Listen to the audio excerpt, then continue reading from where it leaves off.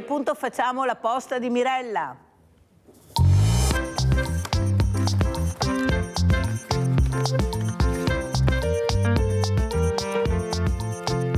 Ho detto io che se continuo così faccio la posta anche a Pasqua di Natale perché è veramente una cosa incredibile. Allora leggiamo i biglietti, come ripeto, prima di presentare i graditi ospiti, per rispetto delle persone che scrivono.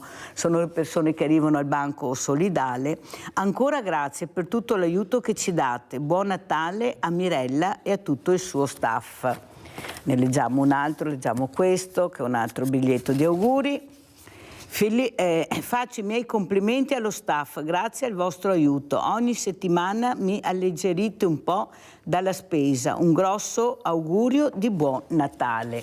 Leggiamo questi due biglietti, li faccio vedere anche agli ospiti, che sono biglietti veri, non sono biglietti... No, perché qualcuno dice Maria Mirella, non so.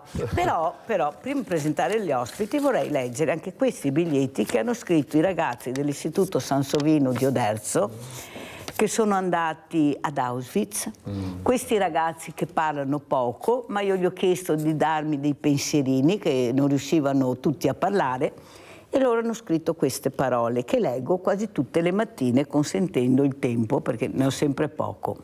Credo che questa è stata una delle esperienze più significative che ho vissuto finora. Mi è stato permesso di vedere con i miei occhi la realtà di un evento che ha cambiato la storia. È stata sicuramente una visita che mi ha dato molta consapevolezza e ha segnato il mio pensiero. Nonostante la tristezza portata da quel luogo, credo che c'è tanto da raccogliere e imparare. Allora, vi presento subito gli ospiti graditi. Abbiamo in presenza il dottor Marco Zabotti, direttore scientifico Beato Tognolo. Grazie, dottor Zabotti. Buongiorno, grazie a voi. Assieme all'avvocato Fabio Maggio, consigliere provinciale Forza Italia a Treviso. Grazie anche all'avvocato Maggio. Allora, inizierei proprio da lei, dottor Zabotti. Questi ragazzi, questi pensieri, queste persone che riescono a ringraziare, sia per quanto riguarda la parte sociale del banco alimentare, ma sia questi ragazzi che toccano con mano quella che è stata la storia, che non sapevano, che non credevano, che però toccare con mano è diverso, le fa riflettere, li emoziona, cosa difficile da fare, e scrivono questi pensierini. Forse dobbiamo ascoltarli di più, portarli di più a toccare con mano anche quello che è il mondo del volontariato, cos'è il sociale, cos'è il bene, cos'è il male. Prego, dottor Zabotti. Sì, io direi che l'espressione della gratitudine rispetto alle esperienze vissute ci fa capire che la bellezza e la verità di quella frase, che la storia non è un peso da portare, ma è un motore che ci porta. E allora, come a dire, mai dimenticare, mai lasciare alle spalle quello che abbiamo vissuto. La storia è maestra, ma noi siamo molto distratti come allievi, e quindi paradossalmente, se oggi siamo un po' condannati a vivere a tragedie infinite come quelle della guerra, è perché molto probabilmente è mancata un di più di consapevolezza, di conoscenza, di informazione, di condivisione anche rispetto alle giovani generazioni, rispetto a quello che è avvenuto. E sono state tragedie infinite, l'abisso del male che è avvenuto nei campi di sterminio, nel cuore dell'Europa. Noi abbiamo sempre detto mai più, la giornata della memoria è per un mai più. Invece purtroppo noi ci troviamo a vivere in diversi scenari a livello internazionale esperienze tragiche di conflitto, di ostilità, di devastazione, di lutti, di morte. E allora io credo che davvero la scommessa grande oggi, non come emergenza, ma come straordinario investimento, è l'investimento sulle giovani generazioni. Cioè più di sempre, non l'effetto emergenziale, perché oggi ci sono anche dei fatti, non possiamo dimenticarlo, di cronaca nera, ci sono purtroppo episodi. C'è un tema anche che riguarda invece proprio i giovani come straordinaria risorsa, non solo di futuro, ma di presente. Giovani che vanno ascoltati e per i quali, io continuo sempre a dire, occorre condividere il senso di un lavoro fatto assieme. Noi dobbiamo finirla anche con le famose politiche per i giovani. I giovani devono essere messi nella condizione oggi di essere partecipi, di essere dentro i processi educativi, perché oggi dimostrano, penso a tutta una serie di tematiche, da quello ambientale a quello della pace, da quello dell'educazione a quello, ecco, dimostrano oggi di abitare questo tempo, di avere delle prerogative nuove, di avere una consapevolezza nuova, una sensibilità che muove anche l'intera umanità. E quindi questo è l'investimento grande che noi dobbiamo dare, e c'è bisogno di un grande patto educativo, cioè le famiglie, le persone, i soggetti intermedi, le scuole, la comunità, la socialità. Oggi abbiamo ancora un Veneto che dal punto di vista del volontariato regge, offre ancora occasioni, quindi come a dire questo tirocinio di vita buona lo chiamo io, no? Di stare dentro i processi, di essere con loro. Io non sottolineo il fatto che a scuola in particolare abbiamo bisogno di persone che abbiano questo sguardo nei loro confronti, ecco, questo sì, uno sguardo buono, uno sguardo di attenzione, uno sguardo di bene. E voglio anche dire che non dimentichiamo che ci sono anche, è un tempo questo di fragilità, perché il post-Covid oggi ancora si fa sentire. E allora anche qui una società che ha, come dire, consapevolezza e voglia di futuro e vuole investire sulle giovani generazioni sa anche che su questo deve investire, cioè devono esserci delle risorse, delle figure, degli aiuti, dei sostegni, perché oggi alcune fragilità vanno comprese, vanno conosciute, vanno riconosciute, e ci deve essere uno sforzo comune per riuscire a superarlo, perché i giovani oggi sono una dimensione troppo importante per la nostra comunità. Sentiamo cosa ne pensa anche l'avvocato Fabio Maggio. I giovani e la politica, i giovani e la cultura, investire nella cultura, investire nella ricerca, perché poi la ricerca porta anche una grande tecnologia, l'abbiamo vista, cosa riusciamo a fare. Adesso si parla di satelliti, si parla di bande larghe col satellite. Io vorrei capire anche che banda larga abbiamo, perché io faccio fatica anche a collegarmi col mio cellulare a 200 metri, perciò se qualcuno vuole spiegarmi, però così funziona. Ecco, i messaggi invece che arrivano ai giovani quali sono secondo lei per quanto riguarda anche la politica? Si cerca di coinvolgerli. Io da anni dico che darei il voto ai sedicenni perché sono molto svegli, non è che dai 16 ai 18 cambi molto a mio avviso, per carità, ma fino all'altro giorno addirittura fino a 25 anni non potevi votare al Senato, perciò è lunga. Io penso che forse la politica ha paura dei giovani, ha paura di metterli in campo, di ascoltarli, di dare loro questa preziosa arma che è il voto. Prego. Ma allora, Mirella, guarda, io credo che oggi si sprechi la parola giovani in politica, si sprechi nel dibattito pubblico, ma di fatto per i giovani le politiche attive e le politiche di futuro non ci sono. Basta guardare il dibattito odierno sulle pensioni per capire come sia anti-giovani quello che si stia cercando di fare e quello che viene fatto. Quindi oggi c'è sicuramente un difetto da parte diciamo della politica nel considerare quelle che sono politiche realmente utili per i giovani, per il futuro, e c'è anche una, diciamo, messa ai margini di quella che può essere la componente giovane di questo paese. E tra l'altro l'effetto è quello che vediamo tutti, cioè che decine se non centinaia di giovani ogni giorno lasciano il nostro paese. Lo lasciano perché è un paese che non dà prospettiva, lo lasciano perché è un paese che non offre futuro. Quindi per me, che ho 35 anni, è una delusione patente, e credo che sia un tema che debba interrogare tutta la politica, perché questo paese senza giovani muore. Detto questo, è chiaro che poi c'è un problema diverso, che è quello di come coinvolgere invece i giovani nel dibattito pubblico, nella partecipazione pubblica. Allora, se da un lato forse sarebbe importante in questo coinvolgimento offrire una prospettiva, offrire un futuro a questi ragazzi, dall'altro è vero che c'è una componente fondamentale che è quella del percorso formativo che viene fatto dai ragazzi, e in questo frangente le scuole, la cultura che viene trasmessa dagli esempi, e spesso si trovano nelle scuole, nelle parrocchie, è fondamentale. Noi come comunità abbiamo perso, credo, anche in qualche maniera una funzione diciamo educativa dei giovani, una funzione di aggregazione. Una volta, io lo ricordo quando ero giovane, i centri di aggregazione erano pochi ma sicuri, le scuole, il doposcuola, la parrocchia. Oggi è molto difficile ritrovare in questi centri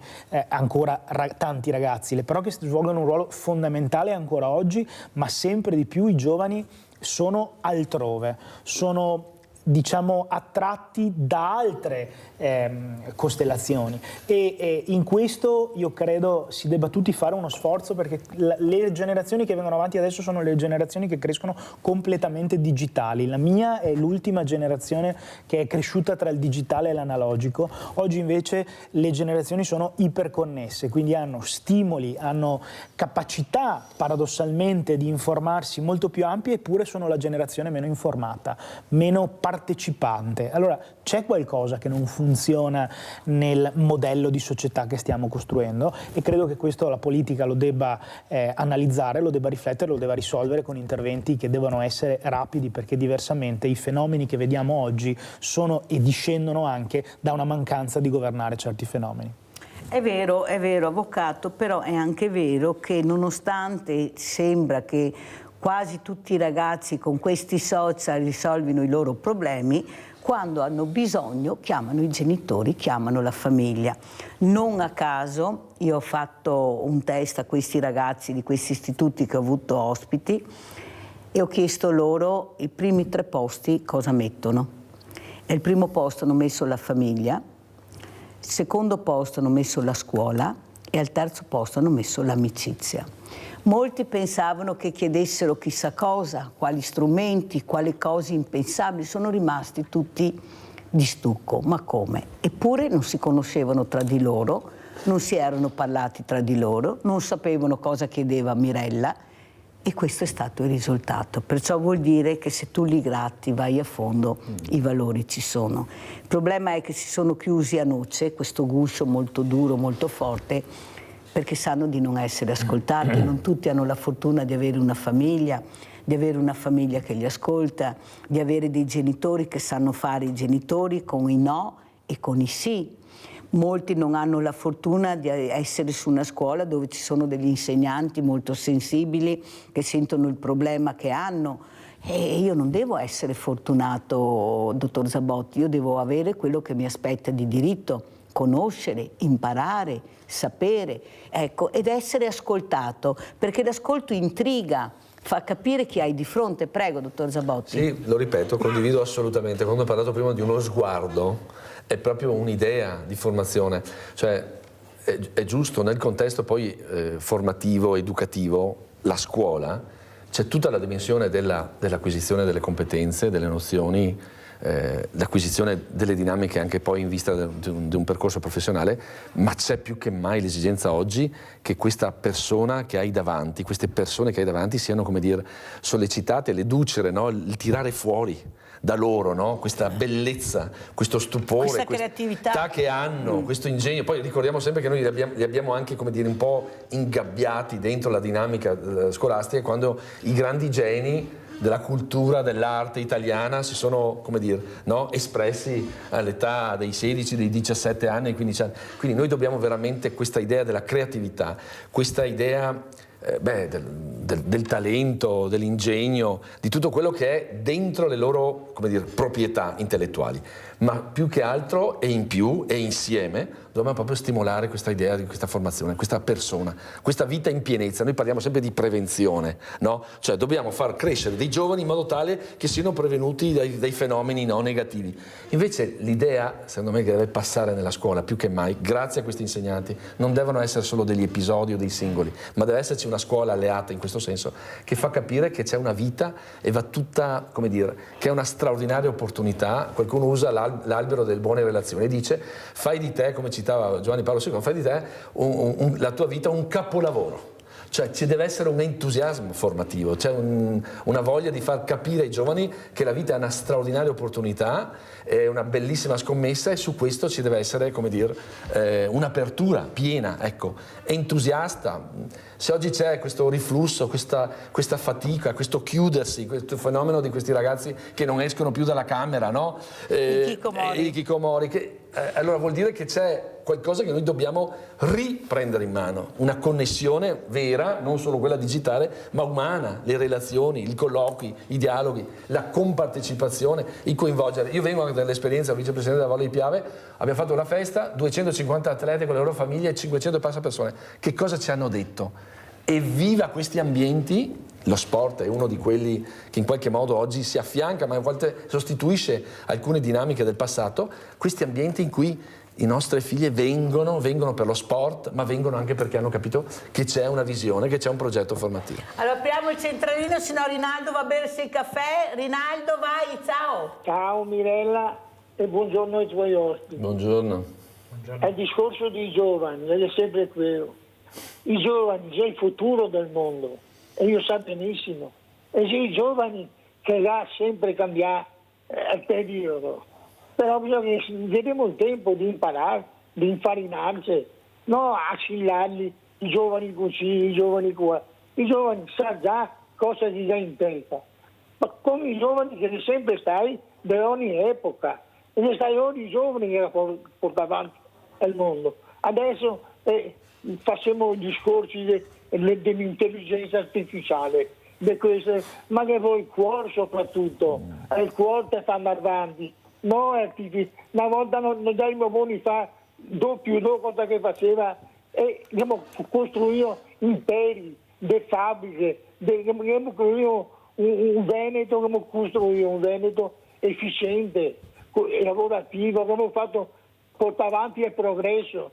E adesso, anche che saranno i giovani, abbiamo il tempo di imparare prima di giudicare, e che la politica non sta da fuori, io la dare una mano, mettendogli a disposizione i giovani strumenti per crescere. Ma se noi facciamo la politica adesso che basta solo andare in giro per il mondo, farsi vedere, ma i problemi che abbiamo in Italia, chi è che mi risolve? Grazie caro Rinaldo, fammi andare avanti, molto chiaro come al solito Rinaldo, però la mia parola è anche questa e lo chiedo all'avvocato Maggio. Forse bisogna cambiare anche il modo di porsi, anche come politica. Non è possibile anche vedere che questi bandi, molti bandi, anche se è tutto legale, per carità ci mancherebbe, vengono vinti dai soliti noti perché figlio di, nipote di, fa parte di un cerchio magico politica. Noi dobbiamo iniziare a premiare chi è bravo, chi ce l'ha messa tutta per arrivare, che ha le carte in regola per diventare qualcuno anche in politica. Non può essere che noi assistiamo a queste cose, i giovani lo sentono, lo vedono, ma noi dobbiamo pensare che abbiamo delle persone che si impegnano e poi devono andare all'estero per trovare spazio, per trovare rispetto anche dello studio che hanno fatto e del lavoro svolto. Prego, avvocato Maggio. Lo dicevo prima, ma c'è qualcuno che parlava di rivoluzione, che questo paese avrebbe bisogno della rivoluzione del merito, no? Abbiamo assistito a tanti anni di esempi di nepotismo, di familismo, di rifiuto della categoria del merito come criterio di selezione delle classi dirigenti del futuro, no? Quindi è sicuramente l'unica grande riforma di cui abbiamo bisogno e che stenta a decollare quella del merito. E la politica lo deve capire sempre di più. Se lo dice un politico, avete capito, no? Non lo dice solo un politico, lo dice, guarda Mirella, ti faccio una confessione, non lo dice solo un politico, lo dice anche un ragazzo che ha studiato in Italia, ha studiato all'estero, ha vissuto 2 anni all'estero e poi ha deciso di tornare. Quindi io so perfettamente, diciamo, quali sono le tensioni emotive che vivono le persone che sono costrette ad andare all'estero a studiare e a lavorare perché non trovano una realizzazione in questo paese. E in questo paese si fa fatica a realizzarsi, questa è la verità. E fanno fatica a realizzarsi i ragazzi che studiano, fanno fatica a realizzarsi i ragazzi che si sono laureati, che cercano un lavoro da dipendenti, fanno fatica a realizzarsi i liberi professionisti, che sono una componente fondamentale. A me hanno sempre insegnato, non per citare la mia categoria, che i primi che in un colpo di Stato fanno fuori sono gli avvocati, perché hanno una grandissima capacità per la comunità e per la società. Quindi abbiamo un sacco di ragazzi giovanissimi che vogliono fare i professionisti che in questo paese non riescono a farlo. E questo è un tema, come è un tema che per la ricerca, per tutto quel che riguarda la ricerca scientifica, la modernità, la sfida che ci si pone davanti rispetto anche agli altri paesi occidentali, tanti ragazzi formati nelle nostre università che offrono una formazione straordinaria poi vadano a trasferire le loro competenze all'estero perché vengono pagati di più, viene offerto un futuro, viene offerta la possibilità di costruire una vita che in questo paese non viene e non riesce a essere offerta. Ma non è, voglio dire, retorica, non è che le persone debbono sacrificare il loro futuro perché c'è una strana idea di paese che deve costringerli a farsi del male qui. Questo paese deve tornare a investire sul proprio capitale umano, che sono i giovani. Maurizio da Conserve, vai Maurizio. Ciao Mirella e buongiorno Ciao. ai tuoi ospiti. Allora, stiamo parlando di giovani. Allora, io voglio parlare con i due ospiti. Allora, come mai i giovani di oggi, per carità, naturalmente facciamo due esempi, due paragoni. Alla mia epoca, appena venuto fuori dalla scuola, io ho cominciato a fare anch'io dei lavori, naturalmente tipo manovale, roba di questo genere, mi sono adattato. Come mai i nostri giovani, ok, io parlo per il mio settore nelle pulizie, non vengono a farlo, visto che naturalmente ho dei colleghi che sono laureati, allora ripeto, hanno la laurea, ok, e fanno questo lavoro e si sono adattati. Ok, come mai i giovani di adesso hanno paura di sporcarsi le mani e di fare questo lavoro? Cioè, come il mio, come altri, ok? Ecco, allora, so che mi diceva mio padre, si comincia sempre da un piano basso e un po' alla volta si va sempre più in alto. Adesso i giovani, ok, io Mirella scusami se lo dico, ma li trovo coglioniti, perché fra il telefono, fra la cosa artificiale, l'intelligenza artificiale, vogliamo ribambirli ancora di più? Non lo so io. Adesso io vorrei che i due ospiti mi spiegassero la motivazione perché questi ragazzi non si adattano, ok, ai lavori umili, ok? Mirella, buona giornata, un saluto a voi tutti quanti. Grazie Maurizio, chi vuole rispondere per primo? Prego, avvocato. Guarda, io non lo so se i giovani non si adattano ai lavori umili. Io so che oggi un ragazzo che esce dall'università e vuole fare quello per cui ha studiato ha, rispetto agli anni precedenti, tante più opportunità, quindi può andare all'estero, trovare la propria realizzazione lì, e quindi chi glielo fa fare di rimanere qui a fare un lavoro per cui non ha studiato e che non gli si adatta? Quindi siamo di fronte a una rivoluzione globale in forza del quale le competenze viaggiano, il lavoro viaggia, per cui o siamo bravi a tenere qui le nostre risorse, il nostro capitale umano, oppure questo paese ha un unico destino segnato. Dottor Zabotti, il suo pensiero. Allora, le generalizzazioni posso condividere, insomma, alcune esperienze che ha vissuto il nostro telespettatore. Io posso anche attestare invece per conoscenza diretta che sono molti, ma davvero molti giovani, a partire dalla vicenda universitaria, che si mantengono anche gli studi proprio con questi lavori che vengono evocati. Cioè ce ne sono, e come proprio le figure, le persone, i giovani che hanno voglia di impegnarsi, che hanno, come dire, vogliono mettersi alla prova anche col senso proprio del tirocinio, del provare ad affiancare l'esperienza diretta dello studio, della formazione intellettuale, anche l'esperienza diretta del lavoro, perché possiamo anche dirlo, da noi c'è ancora questa sensibilità che muove le famiglie, che come dire, li orienta verso questo. È chiaro che oggi siamo in una fase diversa, una volta era il sogno del posto del lavoro, oggi il lavoro in qualche modo c'è anche la possibilità che venga scelto in qualche modo dai giovani. È chiaro che entrano altri fattori, per cui il lavoro non è, come dire, assolutamente predominante, ma c'è anche una dimensione personale di vita che i giovani vorrebbero in qualche modo inquadrare e poter conciliare. Su questo credo che ci sia la necessità di favorire tutte le opportunità comunque di formazione e di lavoro. Al tempo stesso, per un po' per il settore che sa Mirella, no? Per il tema della cultura, io dico che questo paese qua, ad esempio, deve essere, abbiamo visto le ultime statistiche, il 2% del PIL viene investito in termini di cultura, è uno dei paesi a livello europeo incredibilmente che ha gli stanziamenti minori. Allora, o questo paese che ha l'80% del patrimonio culturale mondiale decide che sulla cultura bisogna investire per creare non solo ammirazione della bellezza, ma creare anche quei posti di lavoro che sarebbero assolutamente opportuni, necessari e ovvi e naturali in questo contesto, in questa nazione, oppure noi ci condanniamo davvero a essere sempre a posizioni di retroguardia in questo settore, paradossalmente. Insomma. Quello che io non riesco a capire, perché il messaggio è questo, che i ragazzi non vogliono fare i lavori umili. Quali sono i lavori umili? Cioè vorrei capire anche con Maurizio, perché Maurizio insiste molto su questo tema.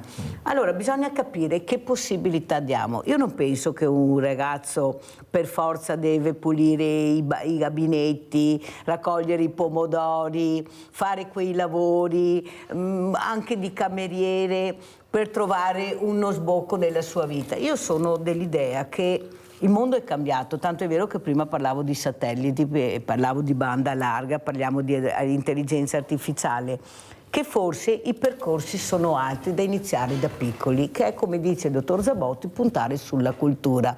La cultura ti offre migliaia di chance in un paese come il nostro, un paese dove vive di turismo, ad esempio, e noi abbiamo sempre tutto chiuso perché non abbiamo mai persone che aprono e che chiudono. Non so quando si rendono conto che c'è anche un mondo del volontariato gratuito che potrebbe far questo, però dividi e ti impera, questo lo dico anche all'avvocato Maggio, è quello che si sta ascoltando molto. Basta vedere anche le nuove elezioni sul mondo del volontariato come stanno andando, su centinaia e centinaia di associazioni si presentano in 8, tra questi 8 ce ne sono 2 doppi, perché nessuno si presenta, perché vuol dire, anzi molti hanno lasciato, che non si sentono compresi, che non riescono a capire veramente cosa vuol dire volontariato. Non è possibile, e qua la politica deve intervenire, Maggio, che il volontariato deve girare col commercialista e pagare per fare volontariato. Questa è una vergogna dell'Italia, dove il volontariato ha messo le pezze anche nella pandemia e ha salvato la politica, eppure non si ricorda, è sempre più difficile, sempre più burocrazia, perché vogliono eliminare. Io dico sempre che ho il terrore che ci sia la possibilità di fare il castello con il re e la regina e i vari principini e sudditi, e questo non va bene nel mondo del volontariato. Io capisco che ci vuole anche una preparazione alla sicurezza, però dobbiamo anche capire, qua la politica deve intervenire, Maggio, chi è e chi fa cosa. Perché se tutti facciamo tutto, poi ci troviamo l'anziano morto, oppure che arriva qua alle 9 del mattino. Rimandate quell'immagine di quella signora che è venuta qua alle 9 del mattino a chiedere aiuto, e non aiuto economico, è arrivata con un panettone, 90 anni, con la corriera. Prima ha preso la bicicletta per chiedermi un aiuto, perché ho bussato a tutte le porte e nessuno mi ha ascoltato. Allora, capite, eccola qua, era seduta su quella poltrona. A proposito di ascolto, qui la politica deve intervenire, perché noi paghiamo delle persone che dovrebbero fare questo, ascoltare, perché ha tutto il diritto di essere ascoltata, capire come si può aiutare, perché non è possibile che i giovani non sono ascoltati, diversamente i giovani non sono ascoltati. La politica parla di cose che, come avete sentito anche dalle telefonate, non interessano a nessuno, perché noi abbiamo bisogno di servizi, noi non abbiamo più bisogno di parole, abbiamo bisogno che la politica agisca, intervenga, investa su quello che è il bene del nostro paese. Il bene del nostro paese è fatto anche da queste figure che ci hanno fatto diventare grandi. Prego, avvocato Maggio. Allora, io credo che i primi che debbano ascoltare intanto è la politica. La politica deve ricominciare ad ascoltare, ed è fondamentale. E io nel mio piccolo l'ho imparato in oltre 15 anni di attività nel mio comune, in cui ho sperimentato dall'altra parte quanto importante sia l'associazionismo. Ho avuto il privilegio e la fortuna, e ce l'ho ancora adesso, di essere assessore alle associazioni in un comune di 7.000 abitanti che ha 35 associazioni di volontariato. 35 associazioni di volontariato, Pederobba. Quindi 35 associazioni di volontariato sono un record, e i volontari che le animano sono la spina dorsale della nostra comunità, la rendono più solidale, la rendono unita, offrono al comune, all'amministrazione comunale un aiuto determinante per l'esecuzione di servizi che sono cruciali: l'assistenza agli anziani, l'assistenza ai più deboli, l'assistenza alle persone con disabilità. Ecco, senza queste associazioni, senza il contributo determinante di volontari, noi perderemo un aspetto cruciale dei nostri servizi di welfare. Questo è chiaro e palese a tutti coloro che fanno amministrazione locale, dal comune alla provincia alla regione. Ora, non riuscire a creare un futuro per queste associazioni comincerà a diventare problematico da qui a breve, perché lo vediamo e lo tocchiamo con mano. Parlavamo di giovani prima. Oggi non avere il ricambio generazionale in queste associazioni, non far avvicinare i giovani al volontariato, creerà problemi immensi alle nostre comunità. Quindi diventa fondamentale che la politica prenda in carico questo problema e lo risolva. Noi a Pederobba stiamo cercando con grande umiltà di far avvicinare i giovani al volontariato. È stata creata, grazie al consigliere Del Bello, una consulta dei giovani che proprio si occupa di diciamo, di tematiche delle giovani generazioni, di avvicinare le giovani generazioni alla cura della comunità, e credo che sia un bel esempio di come cercare di affrontare quello che è un problema che non può più essere negato, cioè tornare a far concepire la comunità per i giovani una priorità. Senza comunità siamo soli, questo è fondamentale. Andiamo a vedere allora questo video che ha portato il dottor Zabotti, visto che parliamo di sociale, mele, frutto solidale. Andiamo a vedere.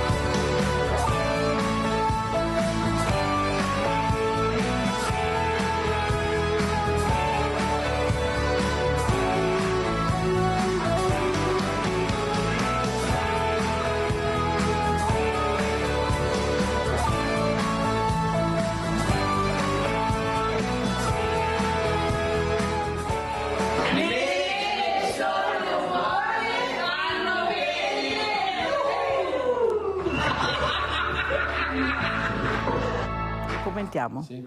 Allora Marco Zabotti, commentiamo questo bel video, visto che abbiamo parlato di giovani, di ragazzi, di fragilità, prego. È l'esperienza che ormai da 20 anni vive nelle piazze della provincia di Treviso, frutto di un sostegno sociale. In 20 anni, grazie alle associazioni di volontariato, in particolare partiti dal Consorzio Proloco Quartiere del Piave, quindi da un'esigenza di ascolto di famiglie di disabili, di persone, di giovani disabili in particolare, che si ponevano il problema del dopo di noi, è nata questa grande esperienza in rete di solidarietà, che poi è a favore della Fondazione Nostro Domani, che mette insieme in rete tutta una serie di case, di strutture di ospitalità, di accoglienza e di co-working proprio legate al tema della disabilità.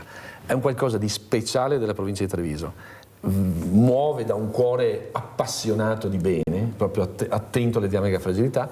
Io ricordo che grazie a queste cassette delle mele, no? Biodinamiche, che sono offerte la seconda domenica di novembre ogni anno ormai da 20 anni, oltre 2 milioni di euro sono stati raccolti in questi anni proprio a favore di queste strutture. Avete capito? È come a dire quel primato, io lo dico sempre, il primato della civiltà, perché noi misuriamo la civiltà rispetto alla capacità di farci prossimo con chi non ce la fa, con chi è più fragile, con chi ha più difficoltà.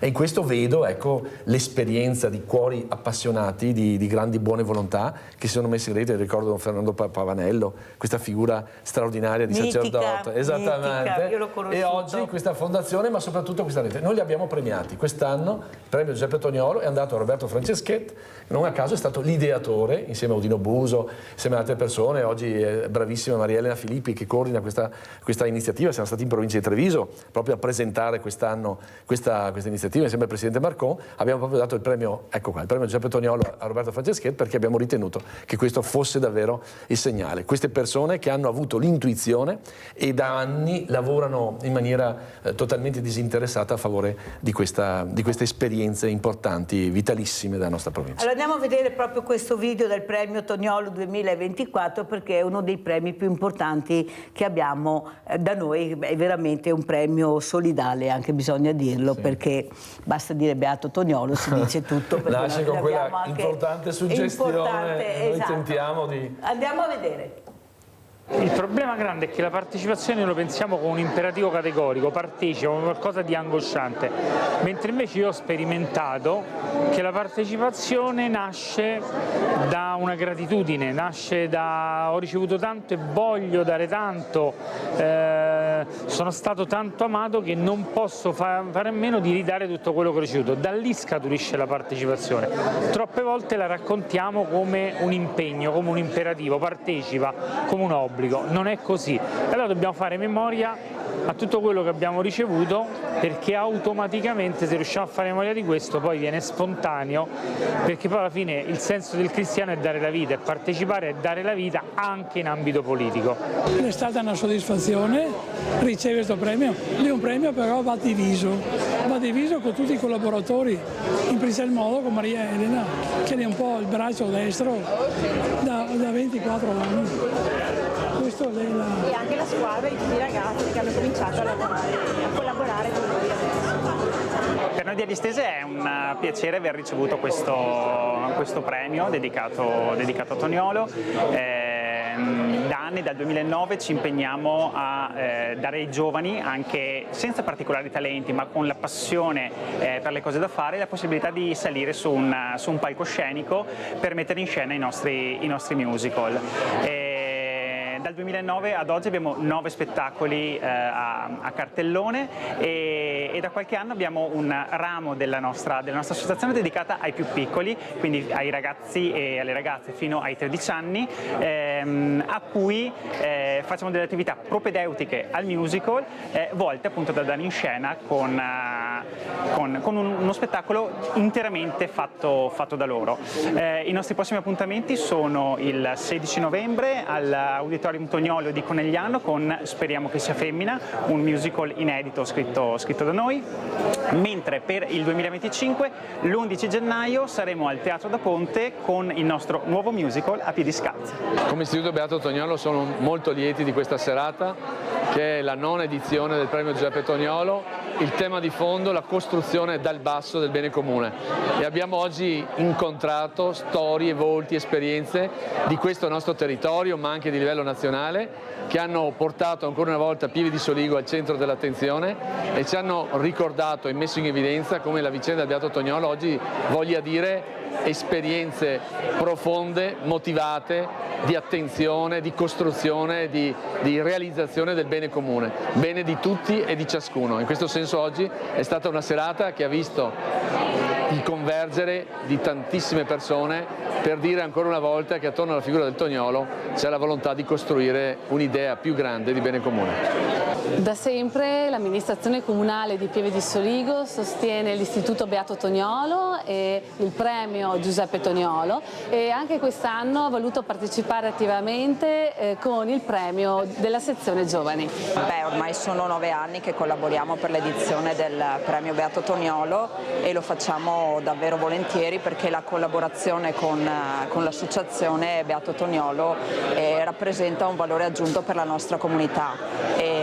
Sia il nostro istituto, che quest'anno tra l'altro festeggia i 130 anni dalla sua fondazione, nata nel 1894 con la fondazione della Cassa Rurale Artigiana di Montaner, pur essendo cresciuta negli anni, mantiene comunque il valore del territorio e crede nella collaborazione e nella cooperazione con le istituzioni che poi sono presenti nel territorio, e proprio grazie anche alla collaborazione con l'Istituto Beato Toniolo possiamo portare avanti la valorizzazione di quelli che sono gli aspetti culturali, artistici e anche spirituali del territorio, oltre noi come istituto anche a portare avanti un sistema finanziario che appunto crede in quello che è la valorizzazione della comunità, e niente, siamo orgogliosi di questa collaborazione e vogliamo continuare a portarla avanti anche per il futuro.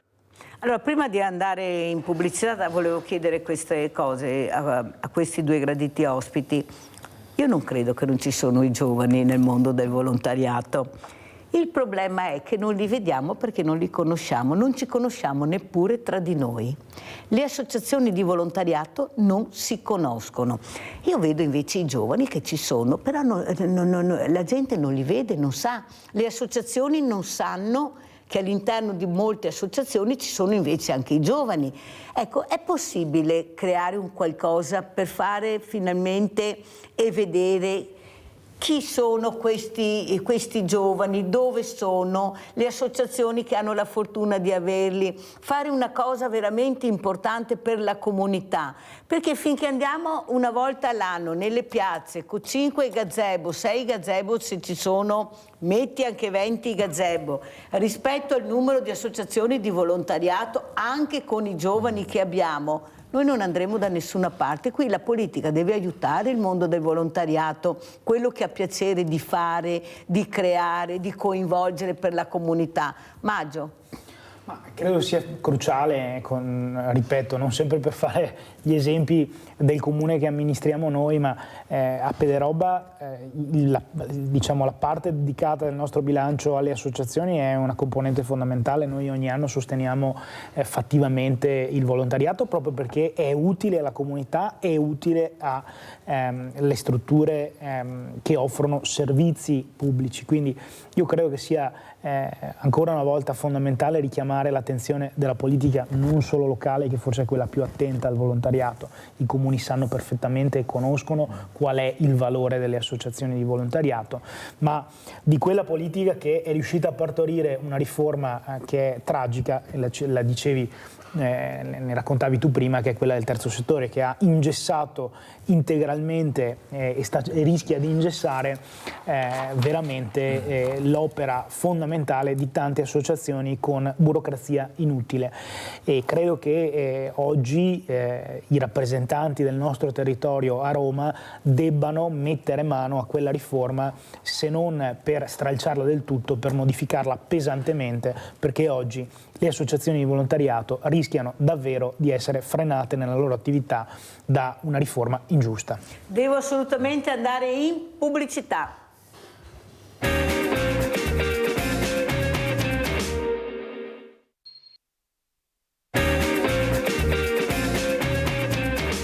Siamo con Marco Zabotti, direttore scientifico Beato Toniolo, assieme all'avvocato Fabio Maggio, consigliere provinciale Forza Italia, assessore a Pederoba e sociale, non solo.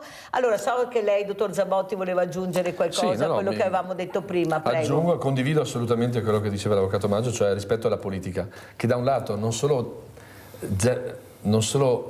deve favorire a tutti i costi, perché ci rendiamo conto da sempre di quale sia il ruolo del volontariato vero, autentico, quello che si dedica, quello che si mette a disposizione della comunità, ma non deve ostacolare.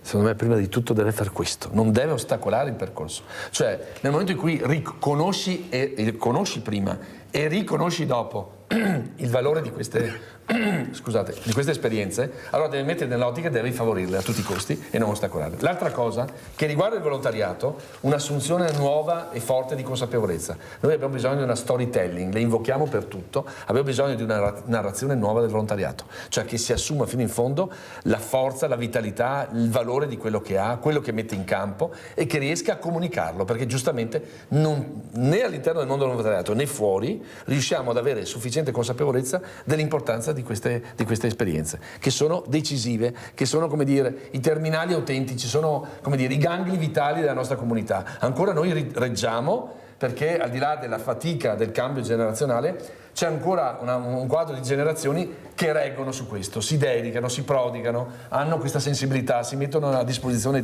sono addirittura antesignani, cioè cominciano loro a avvertire i bisogni per tempo delle comunità, quindi sono delle antenne sensibili di cui noi abbiamo straordinariamente bisogno, oltre al lavoro effettivo che fanno. Quindi danno anche la dimensione della partecipazione, della socialità, di una politica che deve, come dire, rigenerarsi dentro questa idea di bene comune. Questo è il tema di fondo, cioè provocano la politica a far bene il suo mestiere. Questo è l'altro tema anche forte. Allora noi abbiamo bisogno delle buone notizie del volontariato, cioè un volontariato che si racconti e anche di forme magari nuove in cui poterlo conoscere pubblicamente, avere delle occasioni in cui queste realtà, queste associazioni si mettano anche nella visibilità che meritano. Allora non a caso, facciamo vedere anche il libro di Marco Zabotti, non a caso le parole sono perfette in base a quello che abbiamo detto, sperare ancora. Eccolo qua, questo libro del dottor Zabotti che ha portato questa mattina per far capire l'importanza, si apre lo sguardo di Marco Zabotti sui volti e nel cuore dell'umanità di oggi. Una raccolta di pensieri, un diario di spunti, appunti e riflessioni di vita quotidiana che nasce dalla verità delle opere e dei giorni. Ecco insieme i valori essenziali, la tenace memoria, le cose semplici, le virtù di sempre, la bellezza, l'amore che condivide il dolore, la convivialità, la gentilezza, la gratitudine, la cura e la dedizione, la pace, con la voglia di cambiare e di essere migliori, in libertà e pienezza. Perché? Perché servono uomini e donne, la cui bontà disinteressata, la cui forza calma, la cui presenza gioiosa e rassicurante, la cui umile capacità non solo di servire ma anche di creare, fa di loro dei rammendatori dell'esistenza universale, incessantemente lacerata dalle potenze perverse del nulla. Perché ha senso la vita buona, ha senso un nuovo umanesimo, ha senso sperare ancora. Io penso che abbiamo letto delle parole bellissime e grazie per questo libro Sperare ancora, lo facciamo vedere perché merita, ma soprattutto per far capire che tutti, la famosa goccia nell'oceano, visto che siamo un oceano, noi possiamo metterla, basta intrigarci, basta avere quell'ascolto che ci fa muovere, che ci viene voglia anche di aiutare, perché se andiamo avanti così non ce ne sarà per nessuno. Allora sentiamo come ci saluta il dottor Zabotti. Beh, insomma, un augurio che sia un anno, io l'ho detto quest'anno, formidabile, anche l'anno del giubileo, quindi vogliamo anche che da questo punto di vista possa essere una straordinaria opportunità, perché questi uomini e queste donne, davvero questi rammendatori, queste persone che coltivano questo senso dell'umanità ogni giorno e mettono insieme, fanno la fatica di mettere sempre assieme, in comunione, con disponibilità, con gentilezza, questo bene comune, nonostante ci siano 1000 ostacoli, 1000 difficoltà ogni giorno. Questo è l'elogio delle persone comuni che con grande gentilezza, disponibilità si mettono a servizio di tutti. Quindi questo è l'augurio per tutti e per ciascuno, che sia un anno davvero speciale. Grazie. Allora, prima di lasciare il dottor Marco Zabotti, andiamo a vedere questa intervista su Nuovo Umanesimo e poi andiamo in pubblicità. Andiamo a vedere il video e salutiamo il dottor Marco Zabotti di essere stato con noi e poi andiamo in pubblicità. Cooperazione Nuovo Umanesimo. Noi oggi abbiamo la necessità non di custodire le ceneri, ma di salvaguardare il fuoco di una grande storia. Il primo elemento per declinare la modernità è la consapevolezza di questa storia, è la consapevolezza delle radici, è la conoscenza della grandissima esperienza della cooperazione sul nostro territorio. Questo è il primo elemento. Il secondo elemento, credo importante oggi per una cooperazione che fa bene il suo mestiere, è quello di una nuova narrazione, di una storytelling che dica esattamente la bontà, la bellezza, la forza, la coesione sociale, la biodiversità in campo economico che questa esperienza cooperativistica produce ogni giorno. Terzo, il fatto che contano le relazioni, che c'è un modello economico, lo abbiamo detto appunto biodiverso, che ha la capacità di stringere un rapporto nuovo tra le persone e mettere soprattutto le persone che hanno qualche fragilità in più dentro una dinamica di partecipazione, di democrazia, di effettiva presenza dentro il mondo del lavoro. Ecco, questo è il grande tema. Un nuovo umanesimo che riparta da una cooperazione convinta di se stessa, convinta della propria storia, ma convinta soprattutto di un ruolo straordinario che ancora oggi può ricoprire dentro un contesto che è assolutamente mutato, che ha grandi sfide, ma per le quali noi possiamo attrezzarci soltanto con una capacità di innovazione profonda, con la proposta della cooperazione, certo, ma una proposta che sia efficiente, moderna e soprattutto attenta alla dinamica delle persone e dei territori.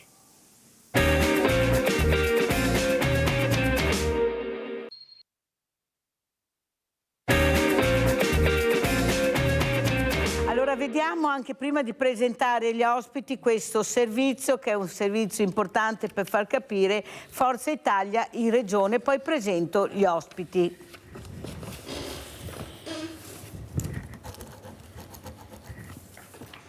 Faccio una questione ad persona, per cui non è un blocco per una persona o per un altro, è un rispetto delle regole che oggi esistono.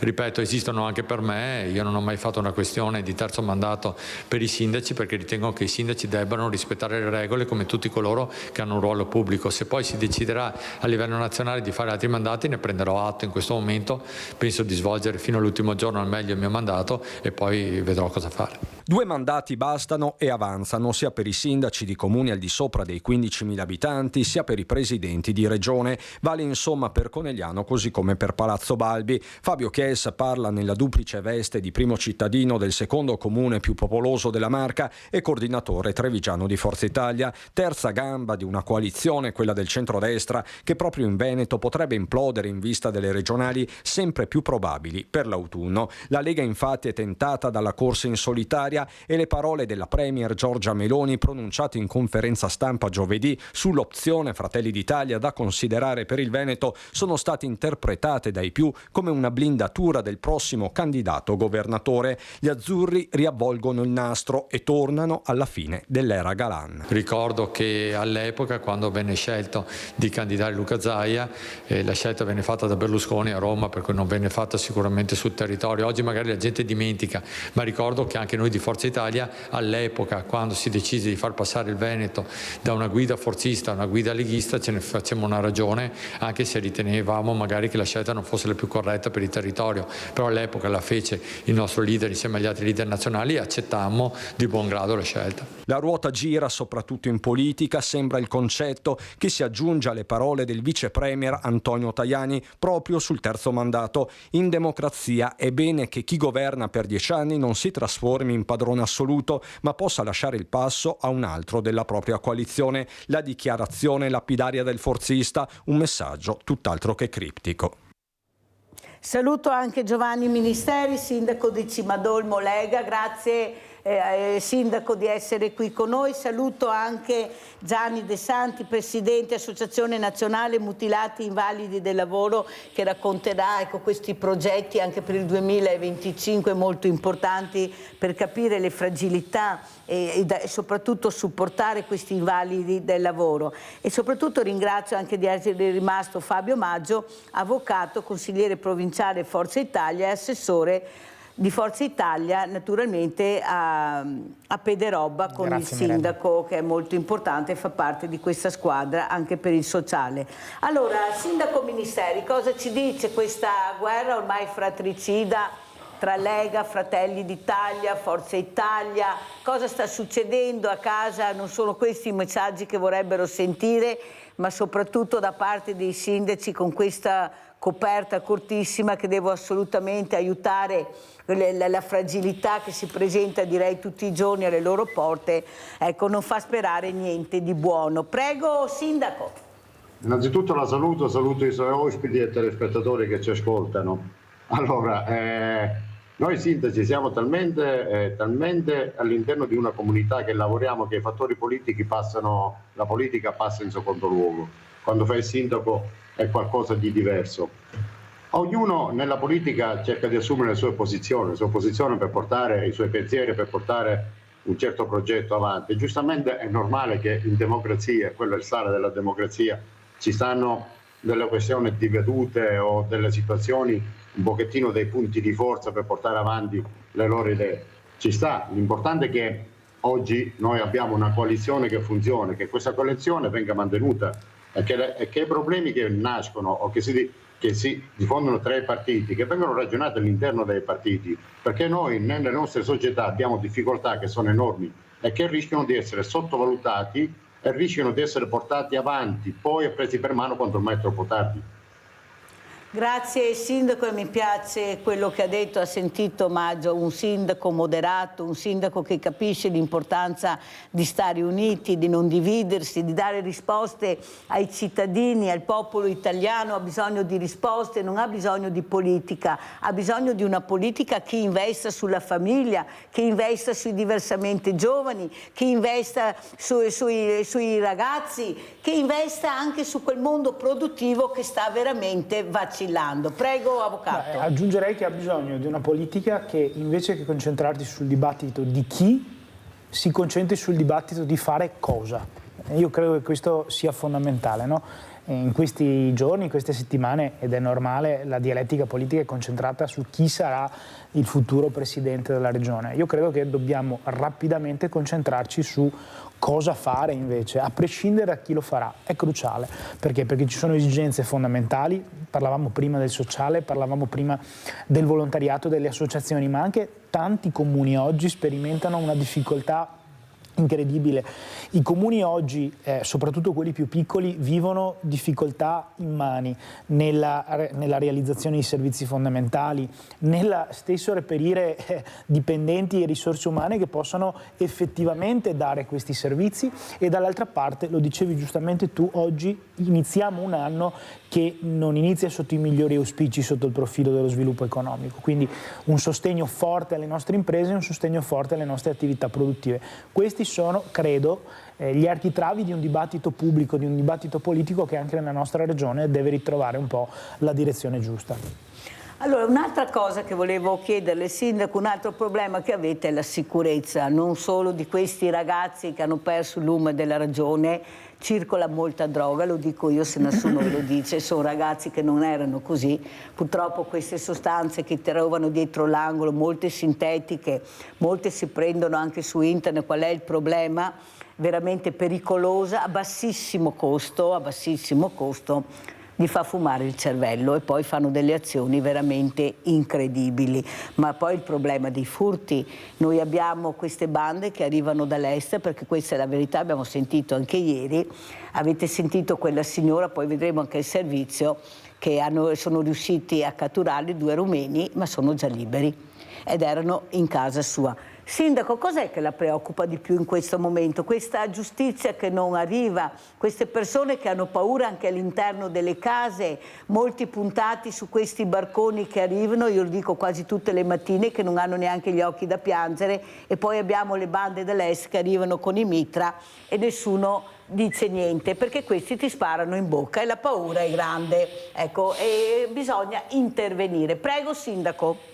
Vede signora, c'è un'equazione che è talmente facile che si può vedere ascoltando quello che succede. C'è una parte politica che vive in un eccesso di buonismo e una parte politica che cerca di far applicare le leggi, che lotta contro il buonismo per dare regole, comportamenti e tutto. Allora si sa che sotto i periodi estivi, specialmente quando si parla di Ferragosto, inizia a luglio, giugno, luglio, agosto, poi si passa a novembre, dicembre, ottobre. Allora c'è questa ondata di malavitosi che entrano nelle abitazioni, furti a nastro, perché non c'è controllo del territorio. Il controllo del territorio è superfluo, poco. Cipadolme è uno dei paesi più fortunati. Noi da 10 anni, da quando abbiamo investito tantissimo sulla videosorveglianza, sul controllo del territorio, perché noi abbiamo utilizzato parte della polizia locale a scopo di deterrenza, non per fare cassa, che sono cose completamente diverse, per dare tranquillità alle persone di poter stare a casa, a poter vivere tranquillamente, perché quando un malvivente ti entra dentro casa, ti ha violato la qualsiasi cosa, la tranquillità, e ne rimane toccato da tempo, signora, perché vedo persone che realmente soffrono anche di piccoli rumori, rimangono scioccati. Allora, come gli dicevo prima, o c'è l'eccesso di buonismo o si lotta per garantire un sistema di sicurezza. Il problema dei furti, il problema di quello che succede è alla portata di tutti, va preso per mano, ma già abbiamo le leggi, abbiamo ma abbiamo un contesto che è completamente diverso. Lei lo sa, sono un ex appartenente alle forze di polizia. Cioè, il sistema della pena deve essere chiara, certa. Le persone che vengono a rubare dentro casa devono essere colpite duramente, vanno a violare la vita delle persone. Quindi c'è qualcosa che va di nuovo riorganizzato, preso per mano, capire quali sono i reati prioritari, nessuno li pensa. Noi andiamo sempre a depenalizzare. Ma insomma, se arriva, vanno a casa, rubano, arrivano in carcere, domani sono a piede libero e sono mandati via. Cioè loro distruggono tutto, portano tutto nei loro paesi e così non si va avanti, signore. Questo è il problema vero. Abbiamo Paolo da Montagnana, vai Paolo. Mirella, buongiorno a te e buongiorno ai tuoi ospiti. Buongiorno. Allora, Mirella, sai, io dico sempre che sono un uomo di piazza, no? Vado a prendere il giornale, il caffè, due ciacque in piazza, qui amici, no? Qui amici che sai capelli bianchi, che casana età, no? Allora, quello che mi voglio dire che, visto che ha un sindaco leghista, un assessore da Forza Italia, mi piacerebbe che fosse anche uno dei Fratelli d'Italia e un altro dell'UDC, no? Che è la coalizione di destra che governa attualmente in Italia, no? E dico, perché tanto Fomi, il Presidente della Regione, Forza Italia, no? La Lega, no? Fratelli d'Italia, no? Mi dico, no? E chi che l'ha fatto bene fin adesso? Io sono mia del parere che dopo 2 mandati uno gana a casa. Se accetta anche il terzo, sarebbe giusto che fosse anche il terzo mandato, se ha fatto bene. Però il gala mettersi nell'ordine dei nostri politici, no? Che non gala litigare per tirarsi la poltrona più appetibile della regione. Il gala pensare che gala andare su un posto che gala fare il bene della regione, il bene dei altri cittadini, e il bene delle industrie nostre, e il bene del volontariato, il bene delle associazioni. E questo che mi dicono, che mi vada a litigare, no, fammi. C'è sempre sta una coalizione che si in avanti insieme, una coalizione coesa. Non capiamo altri che abbiamo i capelli bianchi, che abbiamo conosciuto la prima Repubblica, che sempre sta queste baruffe politicamente, no? Però anche adesso, no, vi dico, già governa ben Zaia, manda avanti Zaia se vuole fare il terzo mandato, ma non sta a farne capire che si deve litigare per una poltrona che sia appetibile. Se è l'interesse della regione, che noi altri veneti, come tutti quanti gli italiani, siamo un grande popolo e vogliamo una politica dei fighetti, ma una grande politica. Questo vogliamo noi italiani. In questo momento abbiamo bisogno di una politica che segua i veri problemi dell'Italia, non sconda le colonne dei palazzi da Roma. Grazie Paolo, molto chiaro, sì, santo, devo andare avanti perché ho anche gli altri ospiti, però più chiaro di così. Il problema è, Paolo, che in politica ci sono delle regole che sono andate a bene fino adesso a tutti quanti e le regole andrebbero rispettate perché fanno parte della coalizione che si è messa d'accordo e ha deciso di andare avanti assieme. Io non so cosa succederà, però se le regole erano quelle che sono andate bene per 20-30 anni, nessuno ha mai detto niente, ha sempre deciso Roma, all'improvviso queste regole non vanno più bene. Ecco, noi vorremmo capire perché all'improvviso le regole non vanno più bene, sono regole che avevano firmato tutti quanti. Gianni De Santi, tu di regole te ne intendi, di queste regole, tu hai questa associazione nazionale mutilati invalidi del lavoro, che però sembra che qualcuno non riesca a capire anche il sostegno e il supporto che dovete avere perché avete lavorato, vi siete fatti male, avete avuto dei problemi, però mi sembra che questa Italia che descrive Paolo, che tutto va bene, che tutti hanno fatto bene, che tutti sono da premiare, non sia proprio così, visto come siamo ridotti. Eravamo la 4ª potenza mondiale, siamo gli ultimi, eravamo i primi col mondo del volontariato, i dati specialmente nel Veneto, siamo al 18° posto, la sanità vediamo come va, siamo anche fortunati, però le liste d'attesa ci sono e pagando riesci ad avere tutto, ma non può funzionare così perché abbiamo 6 milioni di poveri e sono le famiglie che lavorano e che non ce la fanno più arrivare a fine mese anche con 2 stipendi. Prego, caro Gianni De Santi. Allora, quello che mi meraviglia più di tutti e ha ragione il primo sindaco che ha parlato e ha ragione l'avvocato Maggio quando hanno parlato, perché quando succede qualcosa, un disastro, che muoiono degli operai, tutti esplodono, tutti sindacati, ministro del lavoro, finito quel boom non se ne sente parlare più. Il morale della favola è che in Italia abbiamo 1000 morti all'anno e stiamo navigando. Già siamo al 13 del mese, il 14 del mese di gennaio 2025 e abbiamo già 5 morti. Appena iniziato l'anno. Appena iniziato l'anno. Cioè, questi signori che sono lì a governare, che blatterano tanto, mi devono spiegare che cosa stanno facendo perché non accada questo. Perché noi sì, andiamo nelle scuole, abbiamo i sindaci che ci aiutano, abbiamo l'INAIL che ci aiuta, abbiamo la Confartigianato che ci aiuta, gli industriali che ci aiutano, abbiamo tutto, cerchiamo di fare il più possibile, però bisogna partire sempre dalla scuola, perché forse fra 20 anni, insegnandole ai bambini piccoli da adesso, fra 20 anni forse succederà la casualità, forse. Ma non c'è anche, Gianni, anche un po' troppo di superficialità mentre si lavora Io l'ho detto diverse volte che mi sono fermata con degli operai che non avevano il casco, non avevano nessuna protezione, ho detto ragazzi ma cos'è sta storia? Sì, sono qua, cioè gli avevano ma non li mettevano.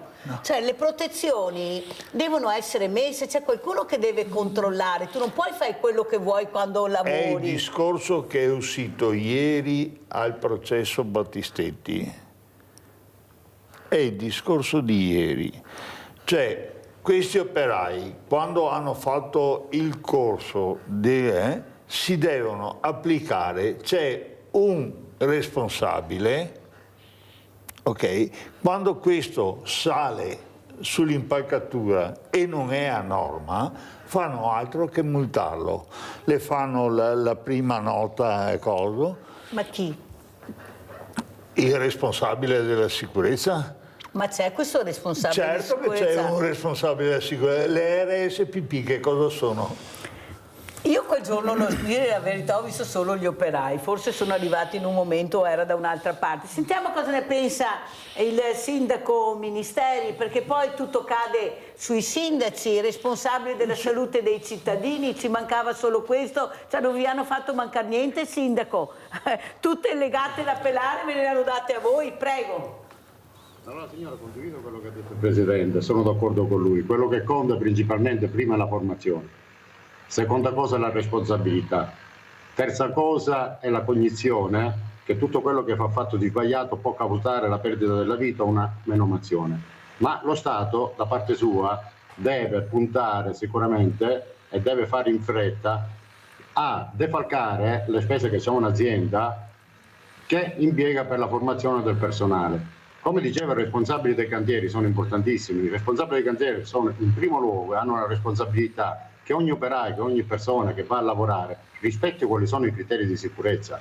A volte la leggerezza, o a volte magari perché l'azienda non fa caso, preferisce andare avanti per abbattere alcuni costi, e quindi sbarcare l'orario, crea queste circostanze.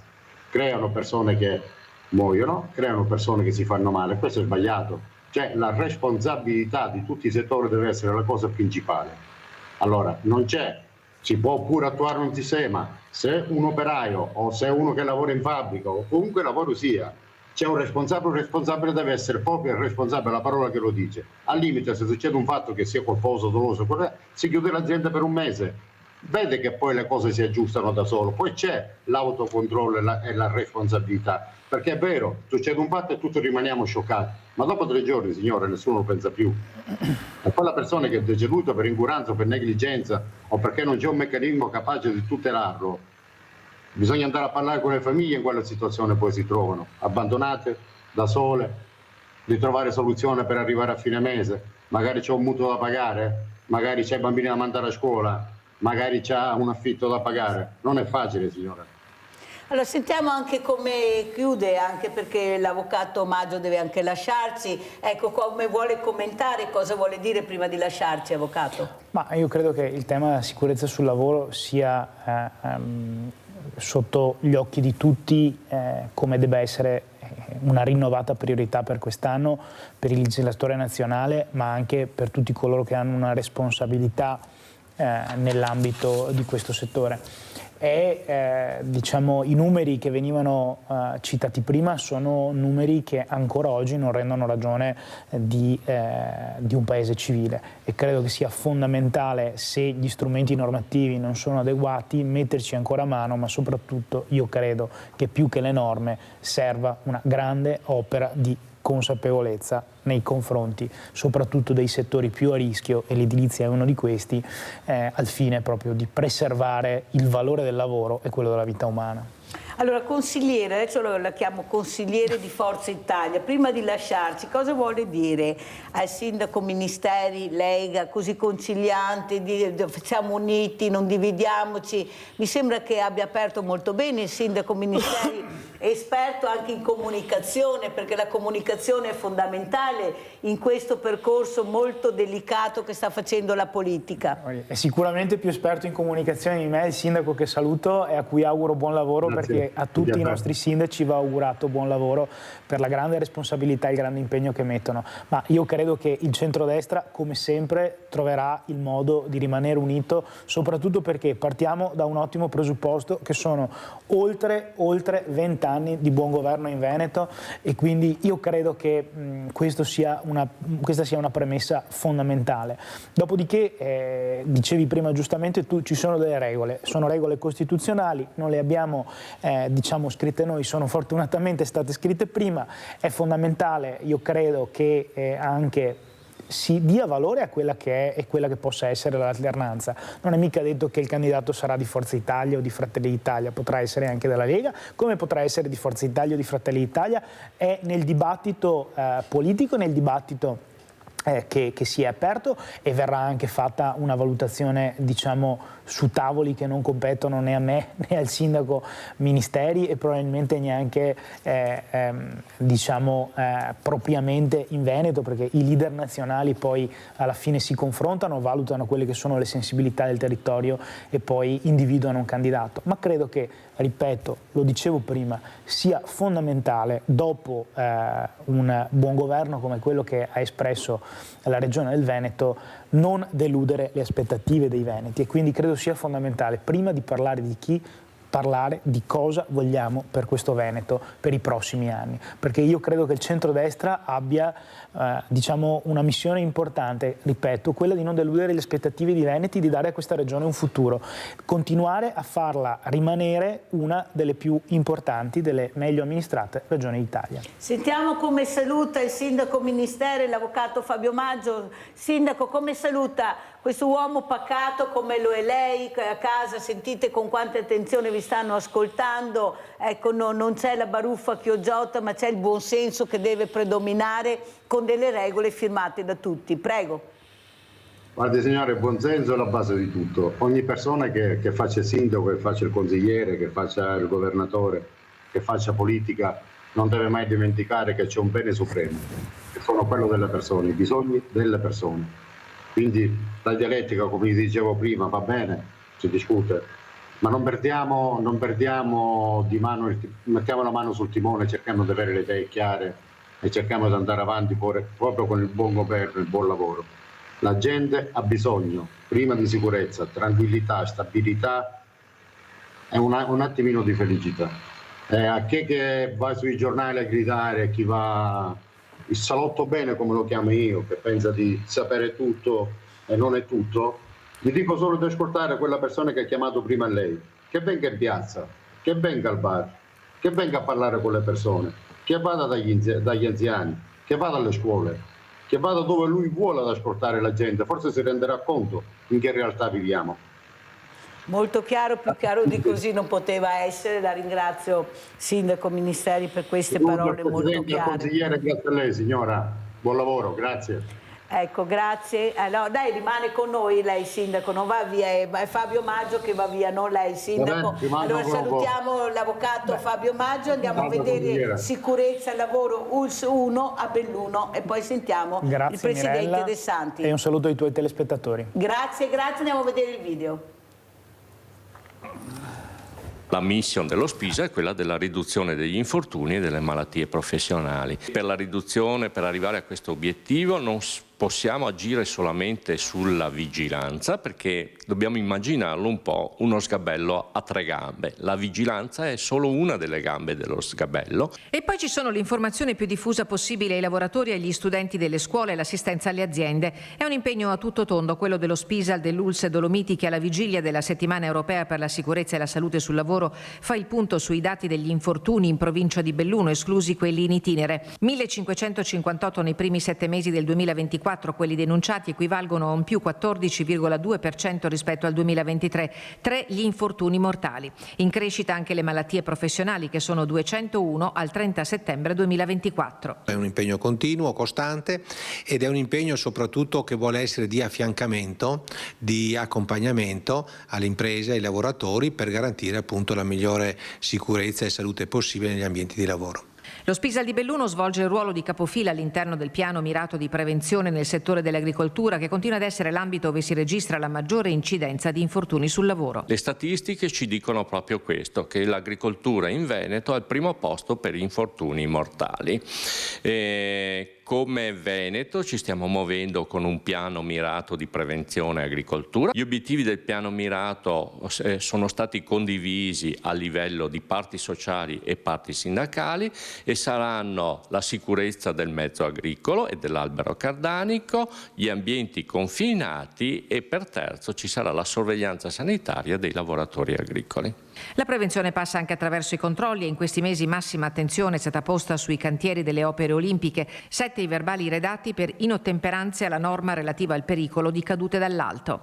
Mercoledì prossimo, in occasione della Settimana Europea per la Sicurezza e la Salute sul Lavoro, ULS 1, Comune di Belluno e l'organismo provinciale di coordinamento porteranno per la prima volta in provincia lo spettacolo teatrale Ocio. Abbiamo voluto evidenziare in questa settimana, attraverso quello che è appunto una rappresentazione teatrale, i momenti che possono essere oggetto di incidenti all'interno appunto di un'azienda. Serve a capire come ci si deve comportare, come si deve lavorare, come si vuole garantire, ripeto, questa salute e sicurezza degli ambienti di lavoro nel miglior modo possibile. Appuntamento il 23 ottobre alle 18 al Centro Congressi del Giovanni XXIII di Belluno. Allora, Presidente De Santi, come commentiamo questo servizio? Ci sono regole, ci sono i presidi, c'è tutto, però alla fine poi più di qualcuno vede che queste cose non sono nella realtà eseguite, non ci siamo proprio, eppure la realtà è che tutti quanti dovrebbero avere tutto. Prego, questi cantieri come funziona? I cantieri, se funzionano come è previsto dalla legge, su ogni cantiere c'è un responsabile RSPP, responsabilità, sicurezza, protezione e prevenzione. Quindi se uno non si applica, di quelli che lavorano, non applica le regole di sicurezza, lui deve intervenire subito, prima che accada l'incidente. Purtroppo stiamo osservando invece che questi responsabili non ci sono. Avete sentito? Io, in qualità di Presidente degli Invalidi, il mio compito è seguire i miei invalidi, perché abbiamo degli invalidi che sono vita sola, siamo noi che lo sentiamo con animo di aiutarli, allora facciamo le prenotazioni per le visite quando stanno male, li accompagniamo, le prenotiamo le cose, li aiutiamo a andare a pagare le bollette, li aiutiamo ecco, cioè dove dobbiamo arrivare? Sindaco Ministeri, che poi si ripercuote anche su di voi, perché poi queste persone cercano anche di andare dal sindaco, di farsi aiutare, certo. di capire come fare e sempre là si cade. Prego Sindaco. Sì, lei sa che i sindaci purtroppo sono quelli che sono all'avanguardia, cioè sono in prima linea, quindi a trattare tutti i sistemi. Volevo dire, per riguardo anche la sicurezza, sì, ha ragione pure il Presidente, guardi, l'errore umano a volte ci può pure stare, anche dovuto a carichi eccessivi di lavoro, dovuto al sistema di una lavorazione, per esempio, che è un posto di lavoro che non è tranquillo. Ma che fa il responsabile della sicurezza deve pure valutare determinate condizioni. Se un lavoro o come si può dire, un intervento è difficile o va a minare la sicurezza del lavoratore, bisogna che affianchi qualcuno, bisogna che venga seguito, non può può essere lasciato da solo. Guarda, gli faccio alcuni esempi. Nelle cantine di Tollo succede di persone che rimangono bloccate all'interno dei silos e lì purtroppo muoiono. Lì bisogna stare attenti, anche in questo, se c'è questa problematica o questa cosa importante, c'è parametri di sicurezza o prevenzione vengono fatti in maniera diversa. Una persona pronta a intervenire, una persona che segue continuamente quello che si fa, è la responsabilità che gli dicevo io, di tutti devono iniziare a ragionare in maniera diversa. Giustamente ci stanno i carichi di lavoro, la persona può essere stanca, può essere distratta, o il macchinario va toccato come non deve essere toccato, può succedere a qualsiasi cosa, ma ci vuole continuità a spiegare, a stare vicino ai lavoratori e ad assistere mentre anche lavorano, signora. Mirko da Padova, vai Mirko. Signora Mirella, è sempre un carissimo saluto ai suoi ospiti. È sempre un complimenti alla sua meravigliosa trasmissione. Grazie. Mi permetto di dirle una cosa, qui da noi hanno fatto 2 palazzi, hanno lavorato per fare questi palazzi un anno e mezzo. Io non ho visto un operaio, che erano tutti stranieri a maggior parte, con caschi, questo, quello, mai. Eccetto quando hanno finito un palazzo qui di fronte, c'era un signore un giorno che stava mettendo le mani sull'elettricità, aveva il casco, aveva questo, era attrezzato, sembrava un palombaro. E gli vado vicino e gli faccio, ma mi scusa che ho detto, è il primo uomo che vedo che lavora su questi 2 palazzi attrezzato di tutti i sistemi di sicurezza. Allora lui mi ha detto, io non faccio mica parte del cantiere, io sono di una impresa, cioè sono di una ditta di elettricità nazionale, di quale io devo lavorare in queste condizioni perché guai se mi tolgo qualcosa, ha detto. Ecco, lei pensi che hanno lavorato? Non c'è mai stato, io guardavo questi poveri operai, quasi tutti stranieri, come lavoravano, signora Mirella. Mangiavano al freddo sopra con un pezzetto avevano qualcosa, mangiavano lì seduti al freddo, senza attrezzature, bisogna vedere. E io mi domando, ma i controlli chi li fa? Quando sono morti allora vanno a controllare la spesa, questo, non ci sono persone. Ma quanti dipendenti pubblici abbiamo in Italia? Abbiamo milioni di dipendenti, milioni, e non sappiamo neanche più dove metterli e noi vogliamo sempre assumere. Guardi che le ditte private, signora Mirella, riducono il personale e fanno gli stessi numeri. Mi spieghi che differenza passa tra il sistema pubblico e il sistema privato? Ogni modo, signora Mirella, dico 2 palazzi, una volta ho visto un uomo veramente attrezzato con i sistemi di sicurezza. Ecco. Poi mi permetto una cosa di dire, il teatrino che stanno facendo nel Veneto di Zaia non taia, non lo meritiamo noi veneti questo teatrino che sta facendo Roma. Siamo persone serie, abbiamo un presidente serio, abbiamo una regione seria che lavora bene e che ci dà grosse soddisfazioni. Non meritiamo come ci stanno trattando da Roma. La saluto, buongiorno. Grazie al nostro caro Mirko che ha supportato le parole che ha detto Mirella. Anche Mirko come cittadino, Gianni De Santi mi chiedeva chi è la persona che telefona, un semplice cittadino che però fa notare e ha il coraggio di dire quello che non funziona. Prego. Allora, caro Mirko, vorrei dirti una cosa. Quando tu vedi una cosa del genere sei autorizzato a chiamare i carabinieri. Come cittadino sei autorizzato a chiamare i carabinieri e sta tranquillo che escono immediatamente. Ognuno deve fare la propria parte, come ha fatto Mirella che ha chiamato gli addetti ai lavori, perché non si può vedere e girarsi dall'altra parte. Sindaco Ministeri, quanto è importante anche per voi avere il supporto dei vostri cittadini, dei paesani che segnalano, che vi fanno sempre, che vi tengono al corrente, sono le vostre sentinelle a volte, anche il mondo del volontariato potrebbe fare questo. Prego Sindaco. No, signore, io posso dire che sono fortunato. I miei cittadini sono attivi, comunicano immediatamente, anche perché hanno il numero del telefono quindi del sindaco, quindi possono chiamare quando vogliono e il sindaco risponde sempre.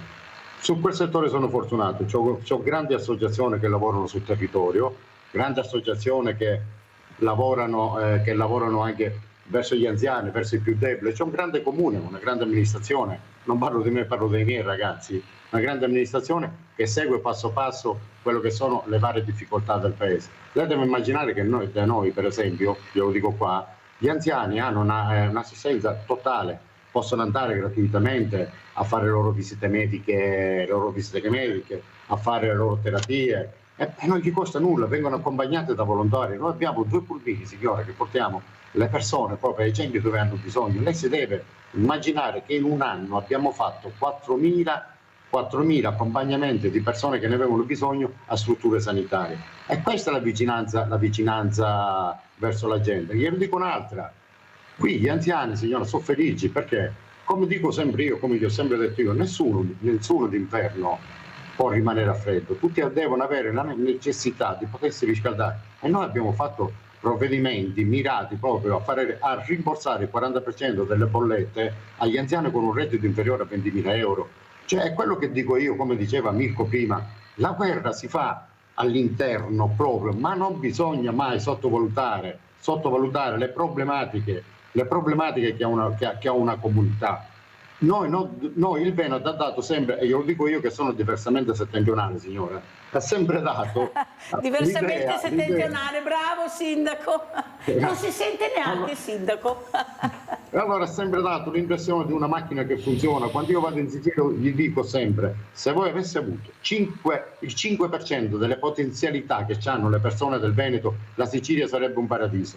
E mi collega Mirko dicendo: sì, è vero, non vendiamoci, non facciamo sceneggiate, bisogna pensare alle persone, anche sul lavoro. I cittadini devono partecipare con le istituzioni, devono avere fiducia della polizia, dei carabinieri, devono avere fiducia delle istituzioni, mai perdere la fiducia, e quando c'è qualcosa che non va, comunicare immediatamente, comunicare. Una telefonata non guasta mai. Andiamo adesso a Trieste, andiamo a vedere questo protocollo sicurezza lavoro cantieri, andiamo a vedere e a sentire.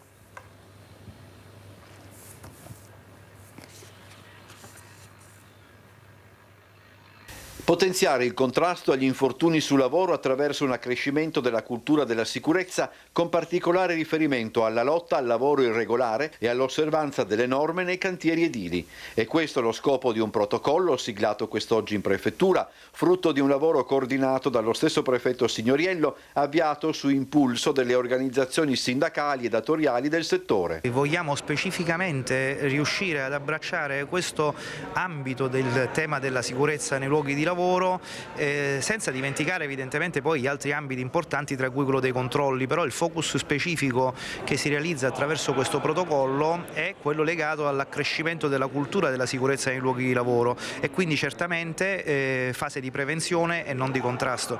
Emanazione diretta del protocollo sarà l'Osservatorio Provinciale Permanente, organismo composto da rappresentanti della Prefettura, della Regione, dell'Università, di Asugi, ITL, INAIL, INPS, dell'Ufficio Scolastico Regionale, della Camera di Commercio, delle associazioni dei lavoratori e dei datori di lavoro e del Comitato Paritetico. Questa è una cifra abbastanza peculiare del modo di lavorare a Trieste. La più parte delle azioni che si svolgono in modo integrato e coordinato, coinvolgendo tutta la rete degli attori istituzionali e sociali. L'osservatorio avrà compiti di studio ed analisi in materia di infortuni e incidenti sul lavoro occorsi sul territorio triestino, redigerà una serie di report annuali ed individuerà buone pratiche e percorsi formativi. Ci eravamo anche interrogati se poi fare un protocollo di carattere generale, ma abbiamo preferito l'idea di qualche cosa di settoriale, perché in qualche modo ci dà la possibilità di essere più diretti e meno dispersivi nell'azione concreta. Un ruolo importante sotto il profilo della formazione sarà svolto da Edil Master, con compiti istituzionali a favore dei giovani che volessero entrare nel settore, dando vita anche ad iniziative di aggiornamento e corsi in materia di sicurezza. Abbiamo in linea Lorenza da Mestre. Ciao Lorenza. Ciao Mirella, saluto anche signor De Santi, perché siamo stati colleghi al lavoro. Ascolta Mirella. Prego. Allora, volevo innanzitutto salutare te per la tua trasmissione, chiaramente che è una trasmissione molto valida, anche perché fa veramente dei servizi validi. E poi volevo salutare il signor De Santi, perché siamo stati colleghi di lavoro. Basta così, Lorenza? No, volevo semplicemente dire al signor De Santi, praticamente Mirella, con tutti questi bonus che io adesso abito a Mestre, no Mirella, volevo solo dirti questo. Sì, parla, io ho visto gran parte operai dell'Est senza casco, senza tutte le cose che riguardano la sicurezza del lavoro. Io una volta ho parlato con un vigile e l'ho fatto notare, nonostante che ho un carcinoma alla tiroide, nonostante che ho altre patologie che mi sono uscite dopo 3 lutti, per cui mi cerco di darmi da fare. Poi un'altra cosa, io vedo che nella provincia di Treviso, per quanto riguarda il volontariato è molto più avanti rispetto al veneziano, e questo mi rattrista un po' perché purtroppo l'Italia sta invecchiando. Siccome che qua non ci sono più persone che sono produttive, rimani un po' basita da questi comportamenti. Allora mi domando, queste associazioni di volontariato, almeno in veneziano, esistono? Grazie. Esistono, Lorenza, purtroppo non riusciamo a fare squadra, non ci conosciamo tra di noi, ognuno ha il proprio campanile, ci siamo ma siamo invisibili per molti. Per fortuna che io ne invito tanti qui del territorio in trasmissione, perché sennò non si conoscerebbero neppure quelle che invito. Allora sentiamo Gianni De Santi, anche questa Lorenza, che ringrazio anche per le parole che segnala, però che ci accorge Gianni che c'è qualcosa che non va, Presidente, inutile che ce la giriamo, non funziona. Vediamo troppe persone senza questi presidi di sicurezza. Dove sono? Signori miei, c'è un discorso da farsi e qua torniamo al discorso denaro.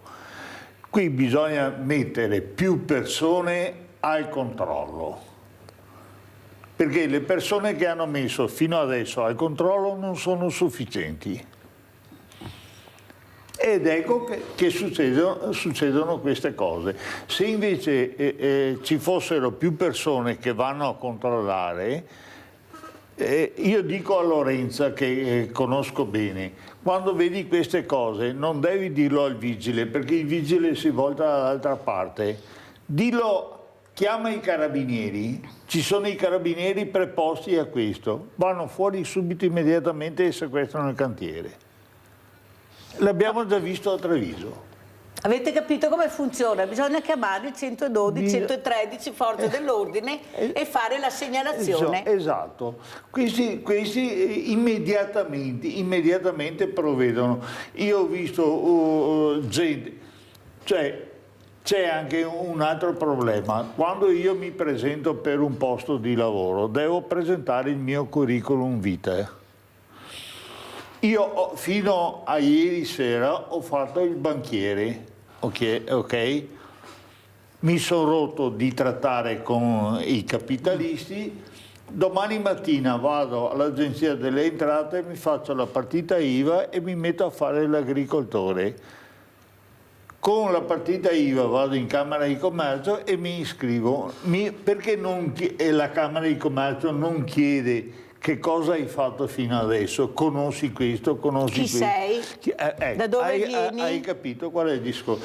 Cioè, sono già fra istituzioni che non riescono a capire. Allora, dove ci vorrebbe una burocrazia sicura, seria, non c'è. Dove non servirebbe la burocrazia, là ci segano. Però, Sindaco, Ministeri, non le sembra che questo cittadino dovrebbe anche sentirsi sicuro, visto le tasse che paga, e soprattutto non essere sempre lui in prima linea, perché noi paghiamo le tasse, allora dobbiamo fare il controllo di vicinato, dobbiamo cercare di fare le segnalazioni, ma sempre il cittadino deve fare, e tutta questa pletora di persone che paghiamo, che dovrebbero essere loro a fare al nostro posto. Aspetta, sentiamo il Sindaco Ministeri, dove sono, come vengono impiegate? Sindaco? Dove la macchina amministrativa non funziona, quella statale non funziona, giustamente i problemi che vanno dati a carico dei cittadini. I cittadini devono tamponare dove fallisce lo Stato, dove falliscono le amministrazioni, ma non è che funziona così. Giustamente la collaborazione tra cittadino e istituzione è essenziale, ma la sicurezza la deve dare lo Stato. Ecco qual è il problema vero e proprio. Vedete? Noi facciamo leggi, facciamo regole, riscriviamo regole, siamo sadici, facciamo tante di quelle righe, tante di quei trattati, tante di quei protocolli, ma quei protocolli o quei trattati o quelle regole devono essere eseguite, devono essere controllate. Si deve accertare se quel protocollo, quella norma viene rispettata. Non possiamo sempre scrivere, bisogna entrare sul campo e capire e cercare di essere funzionali, abbattendo anche la burocrazia. La gente già ci dà tanti aiuti, ma non possiamo puntare sempre su loro, signora. Loro hanno bisogno di tranquillità, quello che gli dicevo prima. Quindi bisogna di nuovo incanalare ciò che sono le forze di polizia, quali sono le istituzioni di controllo sia del territorio, sia delle fabbriche, dell'industria, dell'edilizia, di qualsiasi cosa, ma a 360 gradi su tutto, riorganizzare, ripartire di nuovo da capo, dando la possibilità, prima di intervenire, secondo di fare il proprio lavoro, terzo di lasciare lavorare in tranquillità, quarto di seguire anche le segnalazioni. Allora, intanto che la politica si scorna per le poltrone, noi andiamo a vedere cosa succede alle imprese, ai cittadini e agli imprenditori. Andiamo a vedere questo: ladri in azienda trasporti. Siamo tutti, secondo me, sulla stessa barca, ormai tutti presi di mira e entrano ovunque, entrano in casa e non gli fanno niente. Quindi penso che dobbiamo farsi giustizia da soli. Si arriva a pensare questo. Eleonora, insieme al marito e la titolare della ditta Bilibio Autotrasporti di Castelfranco Veneto, sono in via dell'Impresa. Nell'ultimo mese i ladri sono entrati 2 volte, l'ultima sabato sera. Hanno telecamere fuori e dentro l'azienda, telecamere che hanno filmato i ladri mentre tagliavano i teloni dei rimorchi dei loro camion per cercare qualcosa da rubare. Noi subito corriamo qua nel posto e ci accorgiamo che ci sono degli intrusi all'interno. Chiamiamo i carabinieri, noi intanto con gli abbaglianti della macchina li teniamo monitorati e sono riusciti a prendere prima il primo, il secondo non lo si vedeva perché era nascosto e praticamente era sopra sulla centina dei rimorchi, sul tetto del rimorchio, e noi che eravamo in macchina riuscivamo a vedere dov'era. Hanno cercato di scappare. Eleonora con il marito li ha praticamente bloccati dall'auto fino all'arrivo dei carabinieri, con i quali è rimasta sempre in contatto telefonico. Eccoli i segnali dei tagli ai teloni di tutti i semirimorchi, 15 quelli presi di mira. I 2 malviventi sono rumeni irregolari, incensurati, hanno 25 e 27 anni. Arrestati, sono già stati rimessi in libertà. Da qui la rabbia della coppia che aveva appena finito di sistemare i teli ed oggi si ritrova da capo con i mezzi fermi in parcheggio. Rabbia perché comunque sei violato e tra l'altro la volta scorsa che sono venuti erano le 7 della sera, noi eravamo ancora qua in azienda. Quindi non c'è tutela perché loro comunque sanno che non arrivano, ti fanno danni, se sono incensurati sono anche liberi dopo, ma sanno tutto. Durante l'operazione la perquisizione personale ha permesso ai militari di rinvenire e sequestrare un cutter, torce e guanti da lavoro, 5.000 euro il danno quantificato ai mezzi. Una volta scoperti, tratti in arresto, uno dei 2 ladri si è rivolto ad Eleonora scusandosi. Uno continuava a dire sì scusa hai ragione, perché ti prendono anche per i fondelli. Abbiamo in linea Giusy, vai Giusy. Ciao Mirella, buongiorno ai tuoi ospiti. Ciao.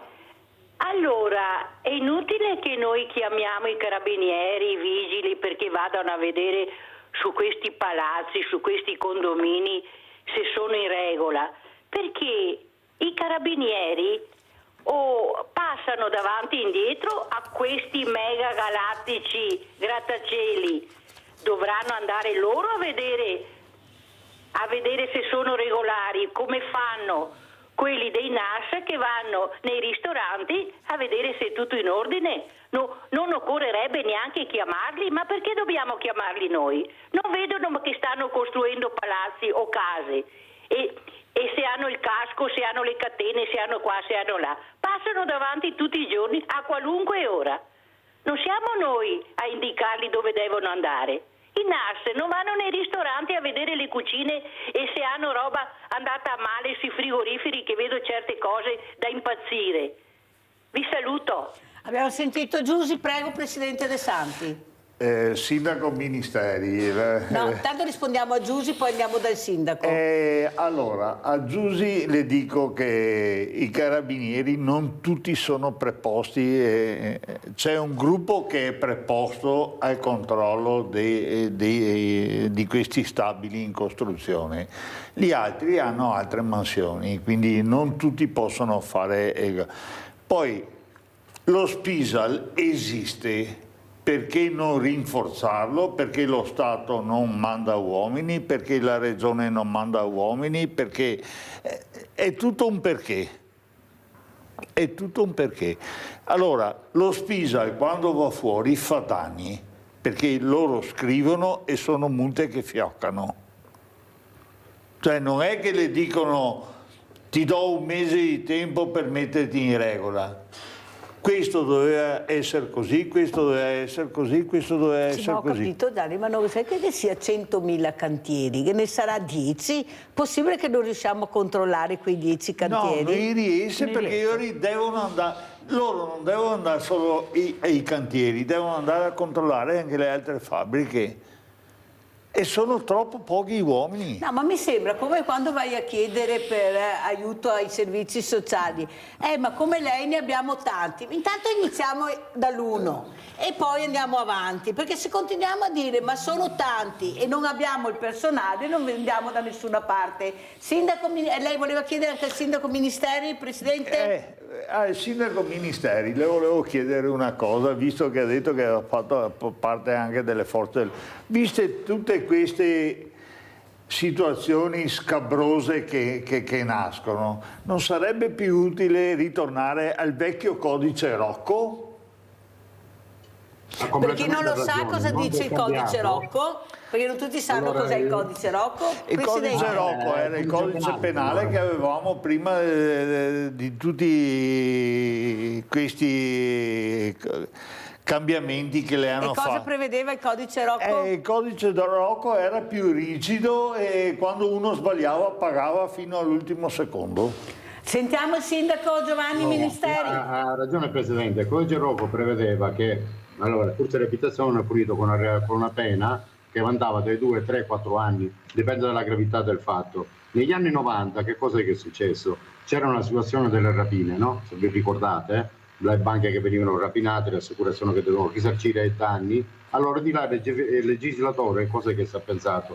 Bene o male, di inasprire quello che era la rapina in banco, le rapine su strutture, depenalizzando quello lasciando e depenalizzando leggermente quello che è passato in secondo grado, insomma, il furto verso l'abitazione, ma non fa così. Il codice Rocco che diceva il signore lì era pesante, proprio per la tutela della famiglia.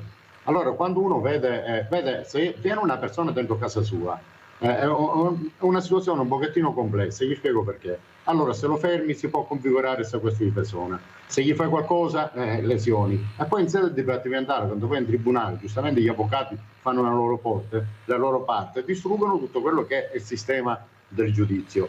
Ma poi il furto nell'abitazione viene solo perseguito quando c'è la fragranza del reato, cioè quando viene colto sul fatto.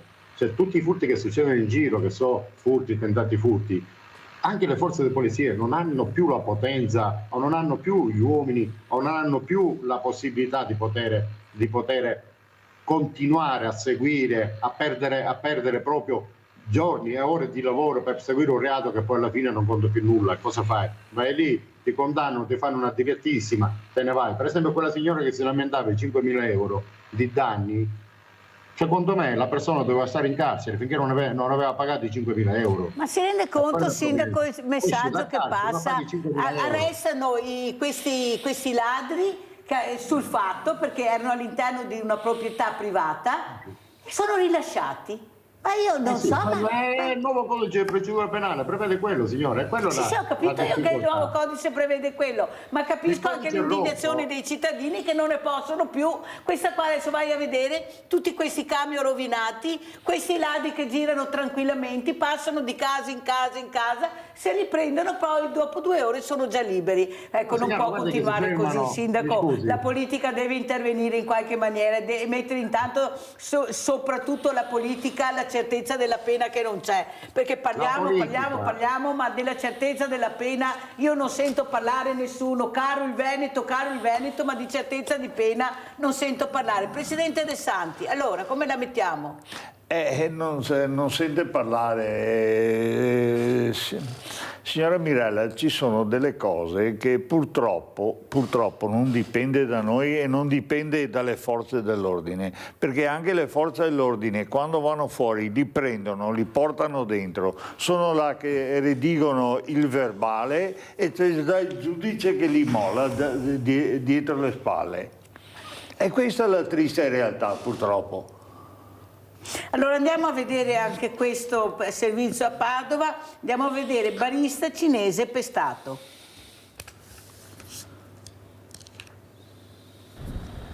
Una raffica di pugni tutti al volto che lo hanno tramortito e fatto cadere a terra sbattendo la testa. Sta lottando tra la vita e la morte il giovane barista cinese aggredito domenica sera all'interno del suo locale in piazza Vittorio Veneto a Tencarola, Selvazzano Dentro. Le serrande abbassate, i tavoli riordinati all'esterno, la violenza è scoppiata al bancone del bar, molto probabilmente perché il 27enne si è rifiutato di servire ancora da bere a 2 clienti già ubriachi. L'escalation di violenza è durata alcuni minuti, prima la lite per futili motivi, poi il pestaggio da parte dei 2 uomini, forse alterati dall'alcol. I residenti che abitano sopra il bar hanno sentito le sirene dei carabinieri e dell'ambulanza. Uno di loro stava rientrando a casa e ha visto il trambusto. 2 ragazzini sono venuti ubriachi, hanno chiesto da bere, però erano minorenni. Marco è un ragazzo bravo, lui è sempre stato bravo, ha rifiutato di dare da bere perché erano minorenni. Loro, quello che ho capito dalla signora, hanno preso il ragazzo da botti. Gli aggressori non sono minorenni, sono 2 fratelli moldavi di 32 e 42 anni. Il più giovane è stato bloccato dai carabinieri intervenuto dopo la chiamata dei clienti del locale. L'altro invece è riuscito a scappare ed è ancora ricercato. Il 32enne moldavo è stato tratto in arresto per resistenza pubblica ufficiale e lesioni aggravate. Il 27enne barista gestisce il locale con i genitori ed è la prima volta che accade un episodio simile e in quartiere nessuno si spiega come mai questi 2 balordi siano finiti in quel locale. I 2 non sono di Selvazzano e mai prima di allora erano stati visti in zona. È successo quello che magari poteva essere evitato. Immondizia sul monumento ai caduti in piazza Caerano San Marco. Un giovane rimprovera i ragazzini che stazionano malgrado i divieti nell'area e lasciano in giro rifiuti e sporcizia. E per tutta risposta viene picchiato, tanto da riportare una lesione al polso e dover ricorrere alle cure del pronto soccorso. L'episodio in serata, la vittima della violenta reazione del gruppetto di minorenni a Sporto denuncia i carabinieri su un gruppo social comunale lo sfogo dei familiari del giovane che chiedono una giusta punizione per il responsabile e avvisano le famiglie: state crescendo dei bulletti. È grave, sì, ma come penso che il branco da sempre è forte ed è quello che spaventa di più. Il fatto del branco è un problema. È un problema. Già a dicembre l'amministrazione era intervenuta per limitare l'accesso al monumento. Quel posto lì è oggetto anche appunto di un'ordinanza proprio perché si erano verificati dei problemi, nel senso con l'immondizia, con comunque lo stazionamento, il bivaccamento di questi gruppi di ragazzini, mi dicono. Dall'abbandono di rifiuti alla violenza, dunque, la sindaca fa sapere che l'amministrazione non si ferma alla sola condanna dell'episodio. Abbiamo attivato una serie di convenzioni e di modalità con delle cooperative proprio per intervenire nel territorio per il disagio giovanile. Hanno tra i 13 e i 17 anni gli 8 ragazzi identificati dalla polizia locale di Cimadolmo che negli ultimi mesi si sono resi protagonisti di numerosi episodi di vandalismo nel comune. Il più grave è la notte di Capodanno, quando dopo aver scavalcato la recinzione del campo sportivo, appena inaugurato e costato 180.000 euro, hanno sparato dei botti danneggiando la pista di atletica per 45.000 euro. Sul caso è intervenuto anche il ministro Matteo Salvini. Spero che il sindaco vada dalle mamme e dai papà di questi cretini per farsi rimborsare i soldi, perché non è giusto che siano tutti i cittadini a pagare per l'imbecillità di qualcuno, queste cosiddette baby gang. Sindaco che si era già attivato con i vigili urbani e in questi giorni sta convocando in comuni i ragazzi con le famiglie. Le riprese sono chiare e si vedono, quindi sono stati tutti identificati. A uno a uno li sto cercando di capire, sto cercando di ricostruire tutto. A qualcuno l'ho chiamato, gli ho parlato, naturalmente hanno negato, ma devo andare avanti a concludere l'intera vicenda. Penso che entro sabato concluderò tutto. Giustamente questa volta saranno sottoposti a ciò che prevede la normativa, ciò che la legge, cioè il danneggiamento e il rimborso anche dei danni che hanno causato. Ma ciò che mi fa rimanere perplesso, come fanno sti ragazzi, anche se era Natale o Capodanno, posso capire fino alle 2 di notte in giro, ma come fanno gli altri giorni a stare fuori fino alle 11, a mezzanotte, perché noi è più di un anno che l'attenzioniamo. Da mesi la banda di giovanissimi è in azione a Cimadolmo, danneggiando più volte gli impianti sportivi, distruggendo i pannelli isolanti, vandalizzando i magazzini e gli spogliatoi, imbrattando i monumenti ai caduti. Ora l'ultimo gravissimo episodio per il quale il sindaco chiederà il risarcimento dei danni. Penso che i genitori si assumano una propria responsabilità e penso che i genitori sappiano anche cosa fanno i ragazzi fuori. Cioè non si può venire in ufficio a contestare alcuni fatti, stare zitti e dire io non sono stato, io non so nulla. Anche i genitori devono capire che devono controllare i propri figli. E in comune monta la rabbia anche perché le finanze sono sempre più risicate e un danno così ingente non può pesare sulla collettività. Cioè, siamo in difficoltà a non aumentare le tasse, non le abbiamo mai aumentate dal 2014 a oggi. Siamo in difficoltà a cercare di aumentare il costo della mensa, dei trasporti e di altre cose. Abbiamo fatto difficoltà a trovare 45.000 euro per cercare di non aumentare i pasti per i bambini. E oggi mi trovo un debito di 45.000 euro per 4 ragazzi che non sono in condizione di capire i danni che hanno fatto. Abbiamo sentito il sindaco Giovanni Ministeri e adesso vogliamo sentire in presenza il sindaco appunto Giovanni Ministeri che commenta questo episodio a distanza di un po' di tempo e soprattutto cosa dicono questi genitori quando li chiamate? Che i ragazzi negano, i genitori negano nonostante l'evidenza, come mi ha detto un sindaco suo collega, nonostante il video questo genitore continuava a dire non è mio figlio, ma come non è tuo figlio? Eppure funziona così. Prego sindaco Ministeri.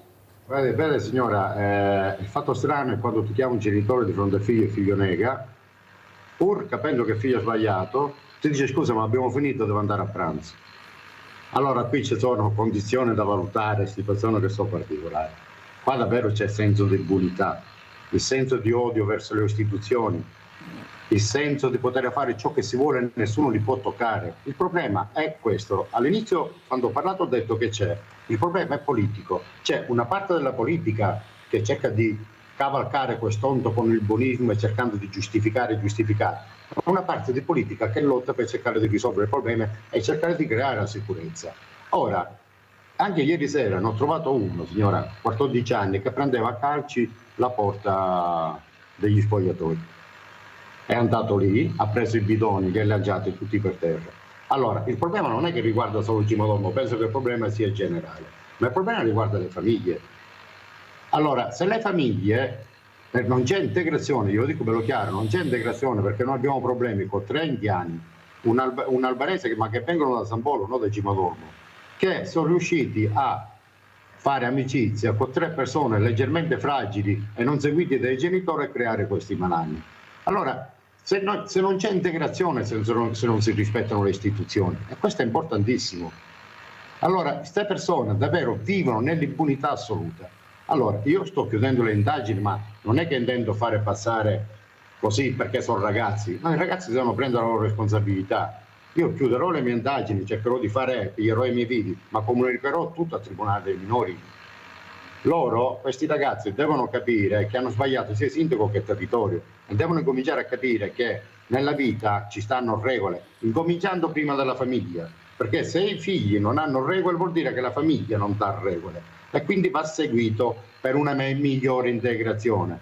E incomincerò a usare il dashboard. Questi ragazzi che vengono da fuori, Cimadolmo non metteranno più piede, ma questo dovrebbero farlo tutti, isolarli, perché oggi iniziano a distruggere. Già incominciano a farsi qualche spinello o usare qualcosa, dopodomani si passa alla droga, si passa ai furti, si passa a razziare, si passa ad andare dentro l'abitazione e distruggere. Quelli vanno fermate per tempo e senza pietà, signora, mi dispiace usare questa frase, ma se si vuole risolvere il problema bisogna andare alla radice, risolverlo già dall'inizio.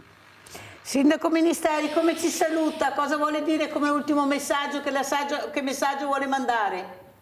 Quello che voglio mandare alla gente, dico ai miei concittadini, a tutti quelli che ci ascoltano, di dire di essere sempre sentinella, di fare sempre attenzione a tutto, di non perdersi d'animo e ad avere coraggio.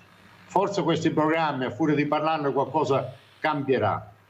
Io volevo ringraziare tutti, lei Mirella, il Presidente che è lì con lei e quelli che ci hanno ascoltato e sono felice di aver parlato con voi e spiegarvi quali sono le condizioni che si vivono giornalmente in prima linea, perché la prima linea la politica dovrebbe capire, è la prima linea che ha tutto di fronte e che ogni giorno deve combattere per risolvere i problemi.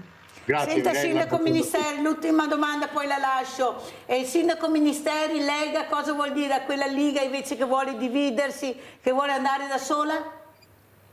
Il problema momentaneamente non è né la Lega, né Forza Italia, né UDC o né l'Italia, comunque esso sia. Il problema sono gli italiani, il problema è la regione, il problema è la nazione. Quindi io sono sempre d'accordo su una condizione. Se la gente ti vota vuol dire che hai lavorato bene e la gente ti vuole bene. Di valutare tutto, ma le discussioni vanno fatte dentro casa. Le persone, sentendo questi tipi di ragionamento, si allontanano dalla politica. E se la persona si allontana dalla politica, non ha fiducia nella politica, si perdono. Nessuno va a votare e nessuno si interessa più delle istituzioni. Signore, e questo è il problema. Più chiaro di così non poteva essere. Grazie al Sindaco Giovanni Ministeri, Buongiorno. Sindaco di Madolmo, di essere stato con noi. Buon lavoro e complimenti Sindaco. Sentiamo come ci saluta invece il Presidente Gianni De Santi. Ecco, che messaggio vuole lanciare, Presidente, proprio per la sicurezza sul lavoro? Io quello che vorrei dire a tutti i cittadini che ci ascoltano e quelli che non ci ascoltano o ci sentiranno attraverso le parole di altre persone, quando vedono qualcosa che non va su un cantiere, su un terreno agricolo, su un qualcosa, di avvertire immediatamente le forze dell'ordine. Dobbiamo adattarci anche noi a avvertire le forze dell'ordine, perché purtroppo le persone che perseguono queste cose che non vanno sono troppo poche. Allora, prima di lasciare anche Gianni De Santi, andiamo a vedere anche a Venezia, Prefettura, Sicurezza Lavoro, poi lo salutiamo.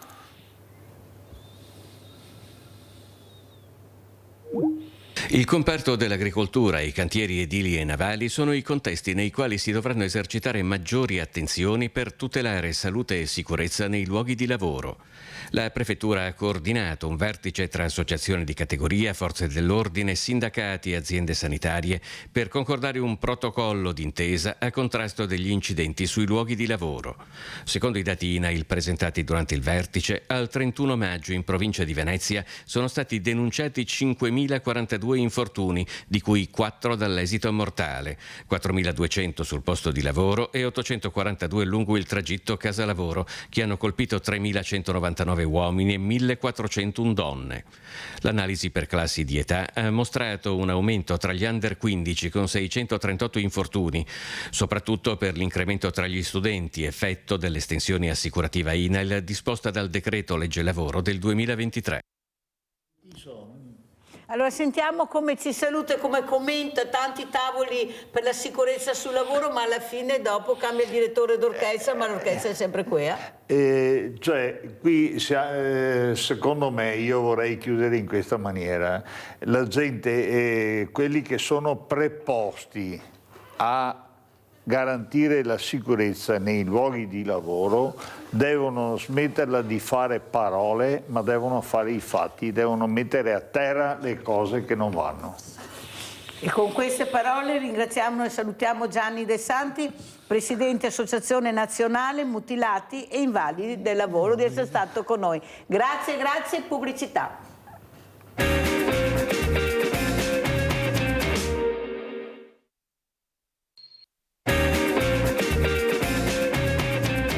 Partiamo subito con questo bel servizio, la Befana, paracadutista, e poi vi spiegherò il perché. Andiamo a vedere. Buongiorno! Guardate, con la piantina, perché lei si era persa, perciò aveva la piantina di Treviso, però non riusciva a trovare la provincia perché era chiuso, e ha chiesto l'aiuto ai paracadutisti. Allora sentite la letterina che scrive la Befana. Per i bambini del Banco Solidale della sede della provincia di Treviso. Potrebbe sembrare l'inizio di una favola. La Befana, accompagnata dai paracadutisti che atterra a Treviso, cerca un posto dove lasciare i suoi doni e trova il banco alimentare di Sant'Artemio. Invece è la realtà. Il gesto del nucleo paracadutisti Bellona di Montebelluna è lei, Mirella Tuzzato, presidente dell'associazione Veneti Schiacciati dalla Crisi, che con l'aiuto dei volontari prepara i giochi per consegnarli ai bambini. Questo anno sono arrivata io con il paracadute, accompagnata dall'associazione paracadutisti. Io penso che non abbiamo veramente mai avuto una Befana così, anche mi emoziono. Bambini che hanno meno o spesso non hanno nulla, che al banco alimentare del mercoledì troveranno un dono. Quei problemi attuali che ci sono anche di questi giovani, penso che la Befana e con Babbo Natale stiano facendo anche questo, perché hanno bisogno di punti di riferimento e penso che sognare ed emozionarli fin da piccoli sia una cosa bellissima. Doni come giocattoli, come cibo, vestiti, coperte per i più grandi o come i panettoni che l'amministrazione comunale di Spresiano ha fatto avere. Devo continuare a dire grazie al sindaco Marco Della Pietra con gli ambassadori Dupen che hanno portato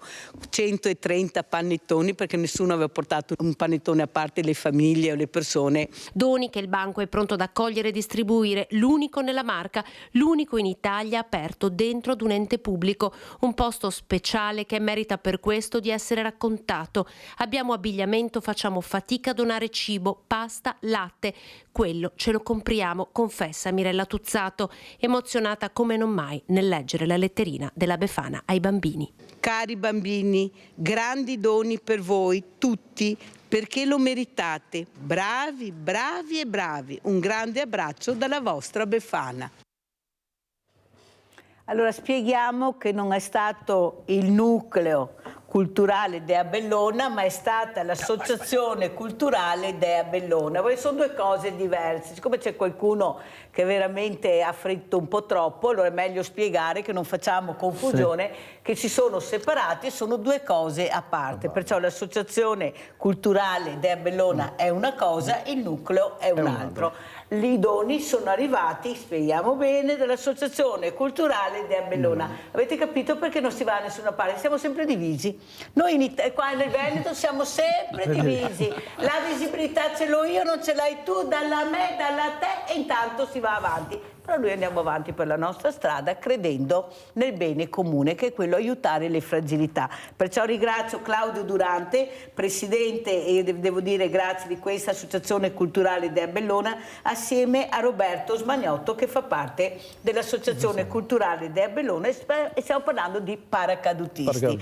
Allora, cosa è successo all'improvviso nella vostra vita che avete deciso di fare questo sport? All'epoca forse era anche estremo, non era così come adesso, magari i giovani che vogliono sempre alzare l'asticella, magari quelli che si comportano male, come abbiamo visto con il sindaco Ministero, inventiamo il paracaduti, li buttiamo giù dall'aereo e vediamo se hanno tutta questa adrenalina, ecco, li emozioniamo in maniera diversa, nella sicurezza più totale, però li buttiamo giù così vediamo se hanno tutta questa voglia di fare quello che fanno quando riescono ad atterrare. Prego Presidente, cosa sta succedendo a questi giovani? Ma manca il servizio militare, purtroppo manca il servizio militare. Dice lei? Sì, purtroppo era un insegnamento alla vita, il rispetto delle regole e il rispetto verso tutti. Questo purtroppo è venuto a mancare e purtroppo sarà difficile riprendere di nuovo questa situazione. Presidente, come mai ha scelto all'epoca di diventare paracadutista? Qual è stata la molla? Ma la prova di superare qualcosa di più di quello che offriva la vita. Quello che fanno i ragazzi adesso, magari correndo in maniera esagerata, no, con le moto, con le macchine, non per fare questa... Era un servizio militare. Ah, avete capito perché? Era il servizio militare. Piuttosto di farlo in un'altra maniera più... come si può dire, più agevole, ho voluto provare questo. Dopo forse avevo altri cugini, parenti che avevano fatto il paracadutista e volevo andare avanti. Ed è arrivata la passione? Sì, questa sì. Che non l'ha più lasciato, Presidente? Purtroppo la vita si prende tante strade, ho dovuto abbandonare per un certo periodo. Dopodiché sono tornato dentro ancora sul discorso paracadutisti. E là è nata l'associazione culturale Dea Bellona. Come nasce questa associazione? Beh, veramente all'inizio ero in un'associazione d'Arma. Dopo purtroppo per tante cose, per tanti motivi, sono uscito. Ho formato un gruppo, eravamo un gruppo di amici paracadutisti, e di qui abbiamo preso l'iniziativa di formare un'associazione, purtroppo abbiamo dovuto mettere culturale, per portare avanti quello che è il senso del paracadutismo, insomma, ecco, tutto qua. E sono 2 anni ormai, ad aprile, che è nata marzo, questa scusi, associazione. il 3 marzo sono 2 anni, siamo contenti che siamo una cinquantina di iscritti. Però per un paracadutisti sono molto, perché per un'associazione di paracadutisti è molto. Speriamo di continuare ad aumentare facendo il nostro meglio. Ecco, come mai avete pensato a noi, Presidente, a questi veneti schiacciati dalla crisi con questo banco solidale e soprattutto con i giochi? Allora, il Banco Solidale purtroppo anche noi sulla nostra associazione abbiamo degli iscritti e degli amici che hanno passato dei brutti momenti. Ed aiutare queste persone in questi brutti momenti è molto, perché abbiamo provato. E i giochi, cioè, per i grandi tutti pensano, poi i bambini poco.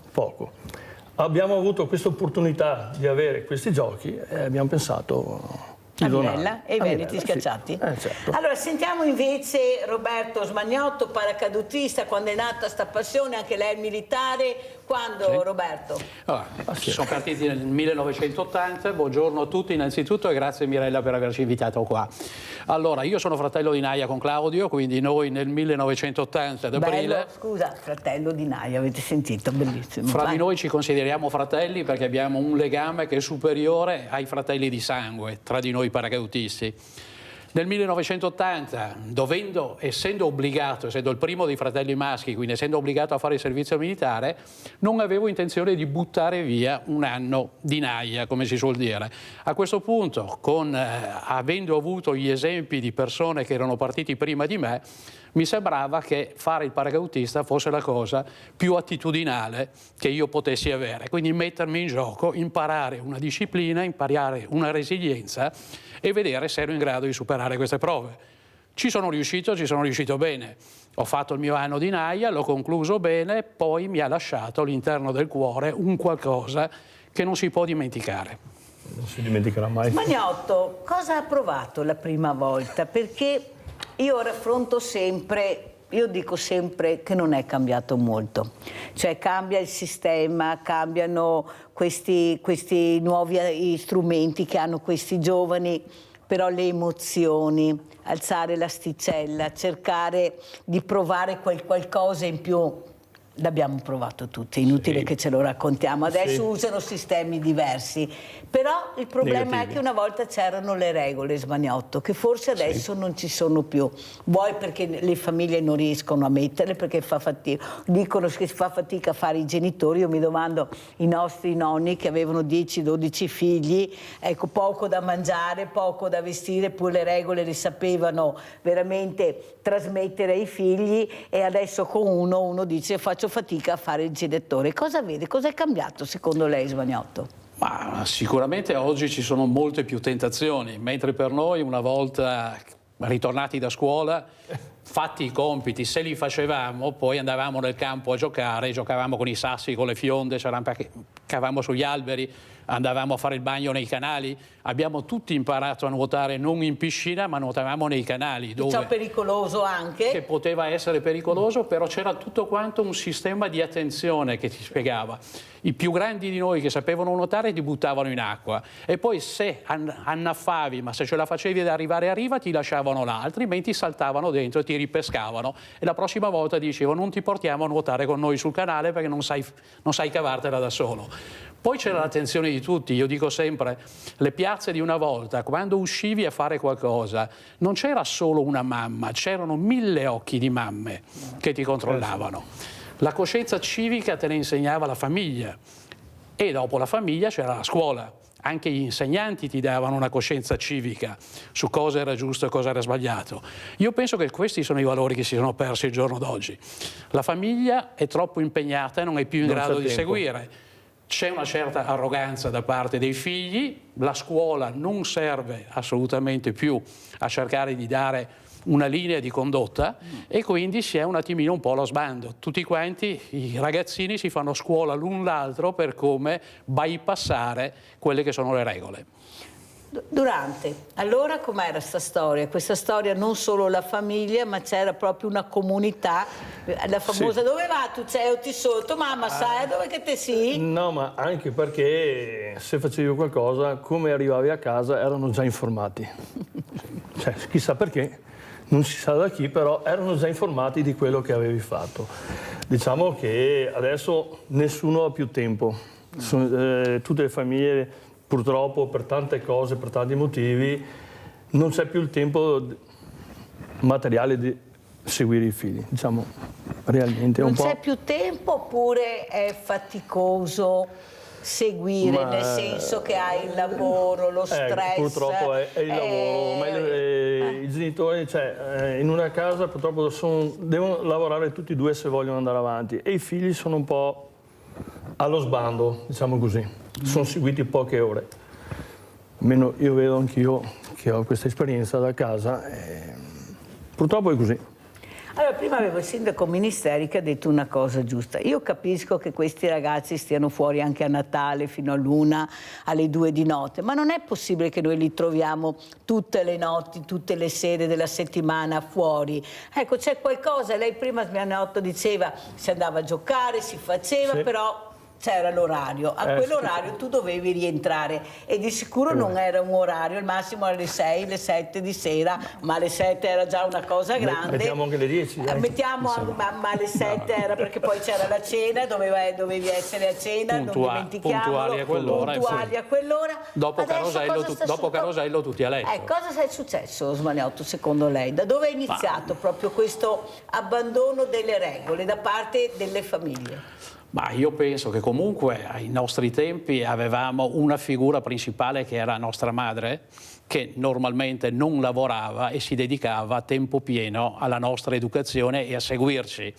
Su poi quelle indicazioni che erano date dalla mamma subentrava il papà. Spesso e volentieri prendevi un ceffone senza neanche sapere da che parte era arrivato e perché, e ti veniva detto semplicemente tu non sai, io non so perché ti ho dato il ceffone, però tu sai cosa hai fatto, punto. Questa era un po' la regola, quindi un po' di disciplina c'era. Oggi diciamo che con ambedue i genitori impegnati a cercare di portare a casa il benessere per la famiglia si tende a lasciar perdere completamente quali sono le esigenze e quali sono le direttive da dare ai figli che devono crescere. Penso che questa sia una delle cose, assieme a quello che ho detto prima, la scuola che oggi fa puro insegnamento, ma non più coscienza civica, cosa è giusto, cosa è sbagliato. È anche vero che sembra che oggi maestri e professori non possano neanche più sgridare un ragazzino per evitare denunce, querele o quant'altro. Quindi questo è tutto quanto assieme a quello che diceva anche il presidente Claudio prima, la mancanza di un servizio militare, perché poi la prima prova importante, quella era la prima volta che noi uscivamo di casa senza i genitori, senza la madre e dovevamo arrangiarsi al 100% in tutto quanto, in un ambiente che non conoscevamo, messi assieme alla prova con altri ragazzi di tutta Italia, con lingue differenti, con accenti differenti, con abitudini differenti e lì ci siamo dovuti tirare sulle maniche e arrangiarsi e adattarci a questa comunità. E alla disciplina. E la disciplina ferrea che ci ha poi portato avanti e che continua ferrea, specialmente nei reparti speciali come i paracadutisti. La disciplina era un qualcosa di molto rigida, che però ci ha dato un insegnamento che portiamo tuttavia dentro di noi e continuiamo ad applicare giorno per giorno. Allora, Presidente Durante, voi avete detto 50 soci di questa associazione. Penso, immagino che questi 50 soci, molti siano sposati, magari con figli e anche nipoti. C'è questa, come fanno gli alpini, questo trasmettere, ecco, questa capacità anche di capire, di stare assieme, di partecipare a quello che fate? Perché io vedo, sì, il nonno, il papà, ma il nipote, il figlio, molto quei nipoti, è molto difficile. È molto difficile perché hanno tutta un'altra mentalità, non riesci a trasmettere proprio come si può dire, l'entusiasmo che c'è da stare tutti assieme. È molto difficile quei giovani, moltissimo. Anche se li metti davanti a cosa può essere... Ma quando fate magari le esercitazioni farete un qualcosa per attirare? Ad esempio lei mi ha detto che con la macchina del vento, perché bisogna anche dire le cose, no? Allora, siccome che Mirella sa quello che dice, allora c'è questa macchina del vento che prima o poi la vedremo, speriamo. Certamente, invece... a settembre noi facciamo una festa ogni anno, una festa paracadutista, e adesso assieme all'associazione Alfa Mata, che è un appassionato di macchine d'epoca militari, facciamo questa manifestazione a settembre. Allora, questa macchina che loro hanno già portato in una piazza molto importante, la piazza dove avete iniziato a portare la macchina? La prima piazza? La prima piazza che abbiamo fatto è stata Bologna. Ecco, avete capito? Bologna. Ha attirato l'attenzione. Loro non se l'immaginavano neppure tutta questa attenzione. Cosa consiste? Che naturalmente non abbiamo neanche una foto, perché il Presidente si era dimenticato di mandarle, ma non importa. Funziona così. La prima volta che lui era emozionato non riusciva a venire qua, invece è arrivato. Diciamo che poi abbiamo avuto cos'è la macchina del vento? Spieghiamo, no, del tempo. Allora, questa macchina del vento ce n'è stata costruita una sola in Italia, solo per la scuola di paracadutismo a Pisa. Questo serviva per insegnare ai paracadutisti, una volta atterrati, come affrontare il vento, perché fino agli anni 82-84 non c'era il sistema di sganciamento automatico del paracadute. Uno quando arrivava a terra, se trovava un forte vento, veniva trascinato dal paracadute.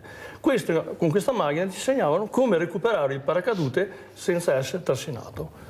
Dopo nell'84, 82-84 sono usciti nuovi paracaduti con sgancio automatico e questa macchina è andata nel magazzino. Per fortuna non è stata buttata via, dico io, no? Perché noi qui nel Veneto buttiamo via tutto, qua buttiamo via tutto noi altri. Si può dire che è la storia del paracadutismo, perché questa è entrata in funzione nel 1955, è stata in funzione fino all'82. Il 90% dei paracadutisti che sono passati per la scuola militare l'hanno provata, l'hanno vista e l'hanno provata. Là vuol dire anche forza, allora? Sì, più che forza era l'insegnamento di come recuperare questo paracadute, ecco. E queste prove che i ragazzi volevano fare, perché erano attirati da questa macchina? Ma forse anche sentirsi il paracadute sulle spalle. Ah, ho capito. Noi abbiamo avuto una bella soddisfazione che abbiamo fatto su a dove era? A Trento? Sì, in una manifestazione abbiamo fatto provare ai ragazzi, abbiamo fatto provare l'emozione di avere il paracadute addosso e far provare questa macchina del vento sempre in sicurezza con noi vicino.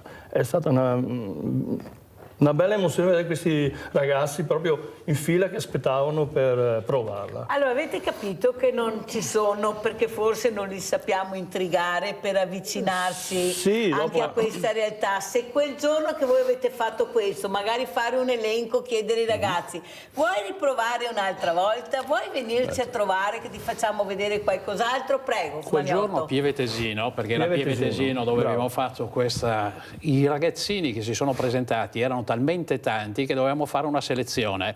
Per fare questa selezione cosa abbiamo fatto? Quello che ci hanno insegnato a noi da militare. Tutti a terra a pompare, flessioni sulle mani. Chi ne faceva di più era il primo ad essere imbragato. E lì c'è stata veramente una cosa, un gioco. E talmente tanto entusiasmo da parte di questi giovani, perché non sono completamente amorfi. Sicuramente oggi per noi lottare, anziché con una cosa fisica, dobbiamo lottare contro un videogame, contro un telefonino, una cosa del genere che li attira tantissimo. Però nel momento che riesci a farli partecipare a giochi del genere, parliamo sempre che dei campus con dei mini percorsi di un certo tipo come abbiamo fatto noi li attirerebbe molto di più. Oggi i ragazzini non sanno fare una capriola. Sapete cosa significa dover mandarli a scuola per imparare a fare una capriola, che era la cosa più naturale che noi facevamo da bambini? Oggi non lo sanno fare. Correre nelle grosse città o li mandi a fare ginnastica perché altrimenti non sanno correre. Quelle che erano le basi che per noi era una cosa totalmente naturale, oggi non esiste più. E quindi per questo servono quelli che possono essere, a parte la scuola, a parte il discorso delle palestre, dei campus estivi o di altri generi di campus che li possa riaddestrare a fare quello che è naturale per l'essere umano, per il bambino specialmente. Allora andiamo a vedere appunto questi minorenni rapinati a Castelfranco e poi commentiamo questo servizio con questi due graditissimi ospiti.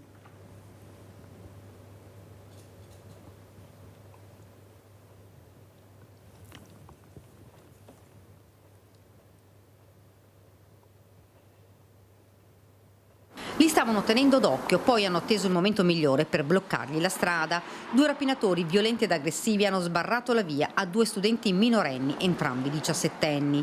Li hanno minacciati, volevano il portafoglio e i loro zainetti. È accaduto a Castelfranco, in viale Brigata Cesare Battisti. Le vittime, che stavano rientrando a casa al termine delle lezioni scolastiche, hanno tentato di opporsi, ma i due rapinatori hanno strappato lo zaino dalle spalle di un giovane e hanno costretto l'altro a consegnargli il portafoglio. A poca distanza, ad accorgersi di quanto stava accadendo, una pattuglia della polizia locale intenta nei controlli fuori dalle scuole. Gli agenti hanno visto la scena e sono subito intervenuti. I malviventi, anch'essi giovani, poco più che ventenni, alla vista delle forze dell'ordine, si sono dati alla fuga. Inseguiti a piedi dalla polizia locale, hanno gettato a terra il bottino, subito recuperato. I rapinatori si sono poi dileguati, facendo perdere le tracce. La polizia locale ha riconsegnato lo zaino e il portafoglio agli studenti che, ancora sotto shock, hanno raccontato quanto accaduto ed è in corso l'attività di indagine da parte del comando di Via Venale.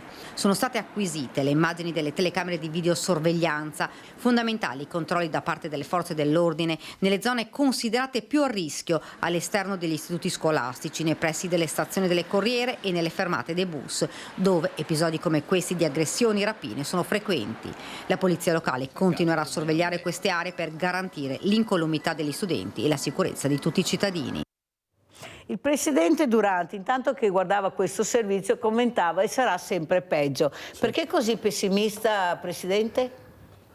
Perché vediamo giorno per giorno che le cose non stanno migliorando, stanno peggiorando.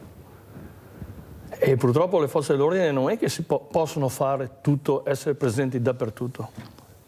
Cioè, è la società che purtroppo la vedo in questa situazione. Smaniotto?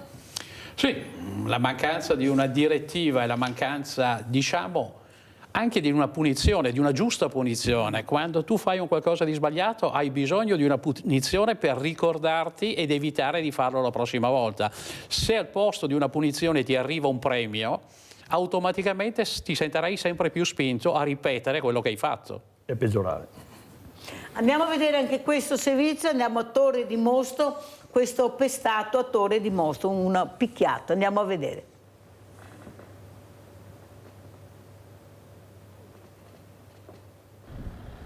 Una raffica di pugni tutti al volto che lo hanno tramortito e fatto cadere a terra sbattendo la testa. Sta lottando tra la vita e la morte il giovane barista cinese aggredito domenica sera all'interno del suo locale in piazza Vittorio Veneto a Tencarola, Selvazzano Dentro. Le serrande abbassate, i tavoli riordinati all'esterno, la violenza è scoppiata al bancone del bar, molto probabilmente perché il 27enne si è rifiutato di servire ancora da bere a due clienti già ubriachi. L'escalation di violenza è durata alcuni minuti, prima la lite per futili motivi, poi il pestaggio da parte dei due uomini, forse alterati dall'alcol. I residenti che abitano sopra il bar hanno sentito le sirene dei carabinieri e dell'ambulanza. Uno di loro stava rientrando a casa e ha visto il trambusto. I due ragazzini sono venuti ubriachi, hanno chiesto da bere, però erano minorenni. Marco è un ragazzo bravo, lui è sempre stato bravo. Ha rifiutato di dare da bere perché erano minorenni. Loro, quello che ho capito dalla signora, hanno preso il ragazzo da botti. Gli aggressori non sono minorenni, sono due fratelli moldavi di 32 e 42 anni. Il più giovane è stato bloccato dai carabinieri intervenuto dopo la chiamata dei clienti del locale. L'altro invece è riuscito a scappare ed è ancora ricercato. Il 32enne moldavo è stato tratto in arresto per resistenza pubblica ufficiale e lesioni aggravate. Il 27enne barista gestisce il locale con i genitori ed è la prima volta che accade un episodio simile e in quartiere nessuno si spiega come mai questi due balordi siano finiti in quel locale. I due non sono di Selvazzano e mai prima di allora erano stati visti in zona.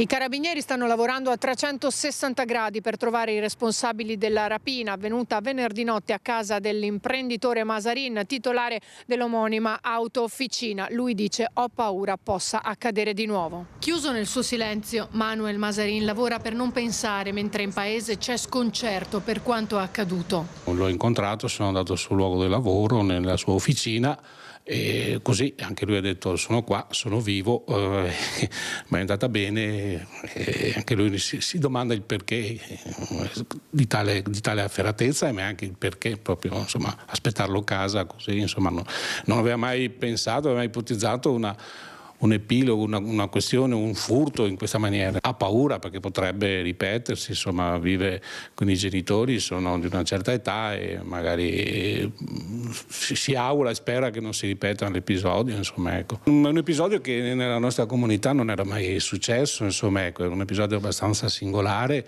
di una certa efferatezza, insomma, siamo un po' rimasti un po' basiti anche come comunità, anche come amministrazione. Ad avere paura dopo quanto accaduto venerdì notte nell'abitazione di Mazarin ora sono anche i commercianti della zona, oltre ai residenti. Ci ha scosso parecchio proprio perché è una violenza che non ci aspettavamo. Soprattutto noi commercianti siamo molto sensibili a questa cosa. Timore in più, paure. Mal lavorare, un malessere. Una notizia che ha scosso particolarmente una comunità che finora aveva vissuto tranquilla, compreso il primo cittadino che lancia un appello. Quello che ci si raccomanda anche con l'incontro con le autorità è che i cittadini segnalino alle autorità, e questo è molto importante, segnalare che poi loro hanno, insomma, strumenti anche per monitorare la situazione in un territorio dove la viabilità reticolare è molto ampia e ci sono tante vie di fuga, però l'importante è segnalare, la segnalazione è importante, denunciare è importante. Ecco, io penso che alla politica, invece di pensare io e la poltrona, dovrebbe pensare a fermare queste bande che arrivano dall'est. E non può essere che li prendono nella proprietà privata e dopo 2 ore sono liberi, come abbiamo sentito quei 2 rumeni che sono entrati in questa ditta, che hanno rovinato 15 teloni di camion per vedere cosa c'era dentro, e questa titolare dice: io non so più cosa dire, cosa fare, qualcuno dovrebbe intervenire. La politica si occupa troppo di se stessa, deve invece occuparsi del bene del paese e del territorio, anche quella locale, quella regionale. I sindaci hanno la coperta corta, i soldi arrivano in regione, poi come vanno a finire non si sa, e poi noi troviamo queste situazioni. Prego, Presidente. Che dire, il problema non è neanche perché arrivano i soldi, sono le leggi che sono sbagliate. Sì, ma se tu dai più soldi ai sindaci, per fanno? anche intanto mettono più sicurezza sulle... Okay. Adesso non abbiamo forze dell'ordine, non abbiamo niente. Ok, però se oggi li mette dentro e domani li trovi di nuovo fuori... Anche questo, ma intanto li individuiamo, questi sono scappati, non sa neanche dove sono andati. Ma torniamo sempre al solito perché giro. Siamo in chiusura, Smagnotto? Certo. Niente, quello che manca, come ho detto, è il discorso del castigo a determinate cose. Se non riusciamo, se andiamo a mettere normalmente sempre in discussione cosa fanno le forze dell'ordine, innanzitutto abbiamo bisogno delle forze di ordine che siano preparate e addestrate per fare il loro dovere, quindi bisogna investire. E a questo punto, una volta che applicano la legge, eccetera, non possono poi essere a ritroso ripresi e dire eccesso di difesa, eccesso di... Devi mettere le manette a uno, se questo non sta fermo, che tiro do pacche che metto le manette, punto.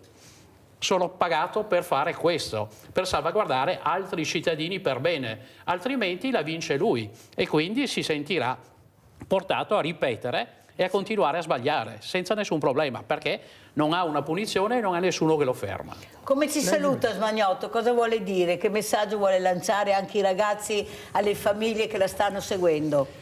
Allora, dobbiamo cercare di darci una mano un po' tutti quanti, ascoltare gli esempi positivi e lasciare al lato quelli negativi, se possibile, per cercare di concretizzarsi e creare un nostro futuro migliore. Sentiamo che messaggio vuole dare anche il Presidente Associazione Culturale Dea Bellona, Claudio Durante. Ma mi sembra che sia stato più che specifico su cosa può essere il giorno d'oggi, purtroppo. Anche perché così non si può andare avanti, non possiamo continuare in questa situazione. In questa situazione no, però io sono pessimista, non lo vedo tanto bene. Manco mai che non sono da sola, perché ogni tanto mi dice che tutte le mie paturnie, però le paturnie sono dovute che sono in prima linea, e quando sei in prima linea vedi quello che accade, la realtà, quello che succede e quello che senti, e questo, come dice giustamente il Presidente, anch'io sono molto delusa, perché si dovrebbero prendere veramente per mano queste situazioni, e non è possibile che le persone abbiano paura di uscire alle 4 del pomeriggio perché hanno paura di trovare dei ragazzini che potrebbero essere i loro figli, i loro nipoti, che ne fanno di tutti di più, pochi, ricordatevi, forti con i deboli e deboli con i forti, questi sono questi ragazzi, guardate bene con chi se la prendono e poi dite. Io ringrazio veramente Roberto Smagnotto, ringrazio Claudio Durante, Associazione Culturale Dea Bellona, per tutto questo meraviglioso dono che hanno fatto con la Befana Clarissa, paracadutista, che è arrivata al Banco Solidale. Grazie, grazie, grazie. Adesso andiamo a pranzo con la proposta di Mirella. Penne all'arrabbiata. Peperoncino, un pizzico di fuoco che riscalda ogni piatto. Il peperoncino piccante è una delle spezie maggiormente utilizzate in molte delle tradizioni culinarie di tutto il mondo, tra cui ovviamente anche la nostra. Ingredienti per 4 persone: 320 g di penne, 500 g di pomodori maturi, 100 g di olio extravergine d'oliva, 100 g di pecorino, uno spicchio d'aglio, un peperoncino piccante, sale. Tagliate i pomodori a pezzetti.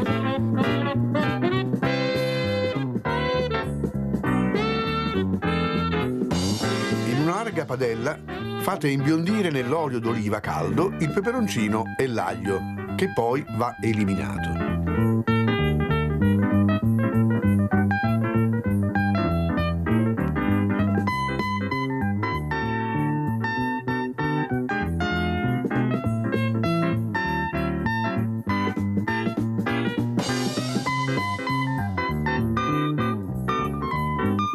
Aggiungete i pomodori maturi e spezzettati, salate e fate cuocere in fiamma vivace per far addensare la salsa. Cuocete le penne in abbondante acqua salata e levatele molto al dente. Versate nella padella le penne, mescolate velocemente e fate insaporire bene.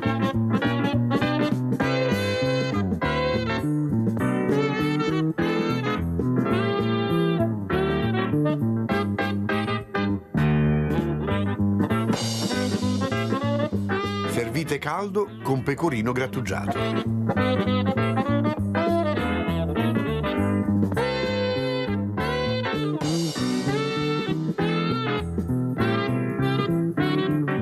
E buon appetito!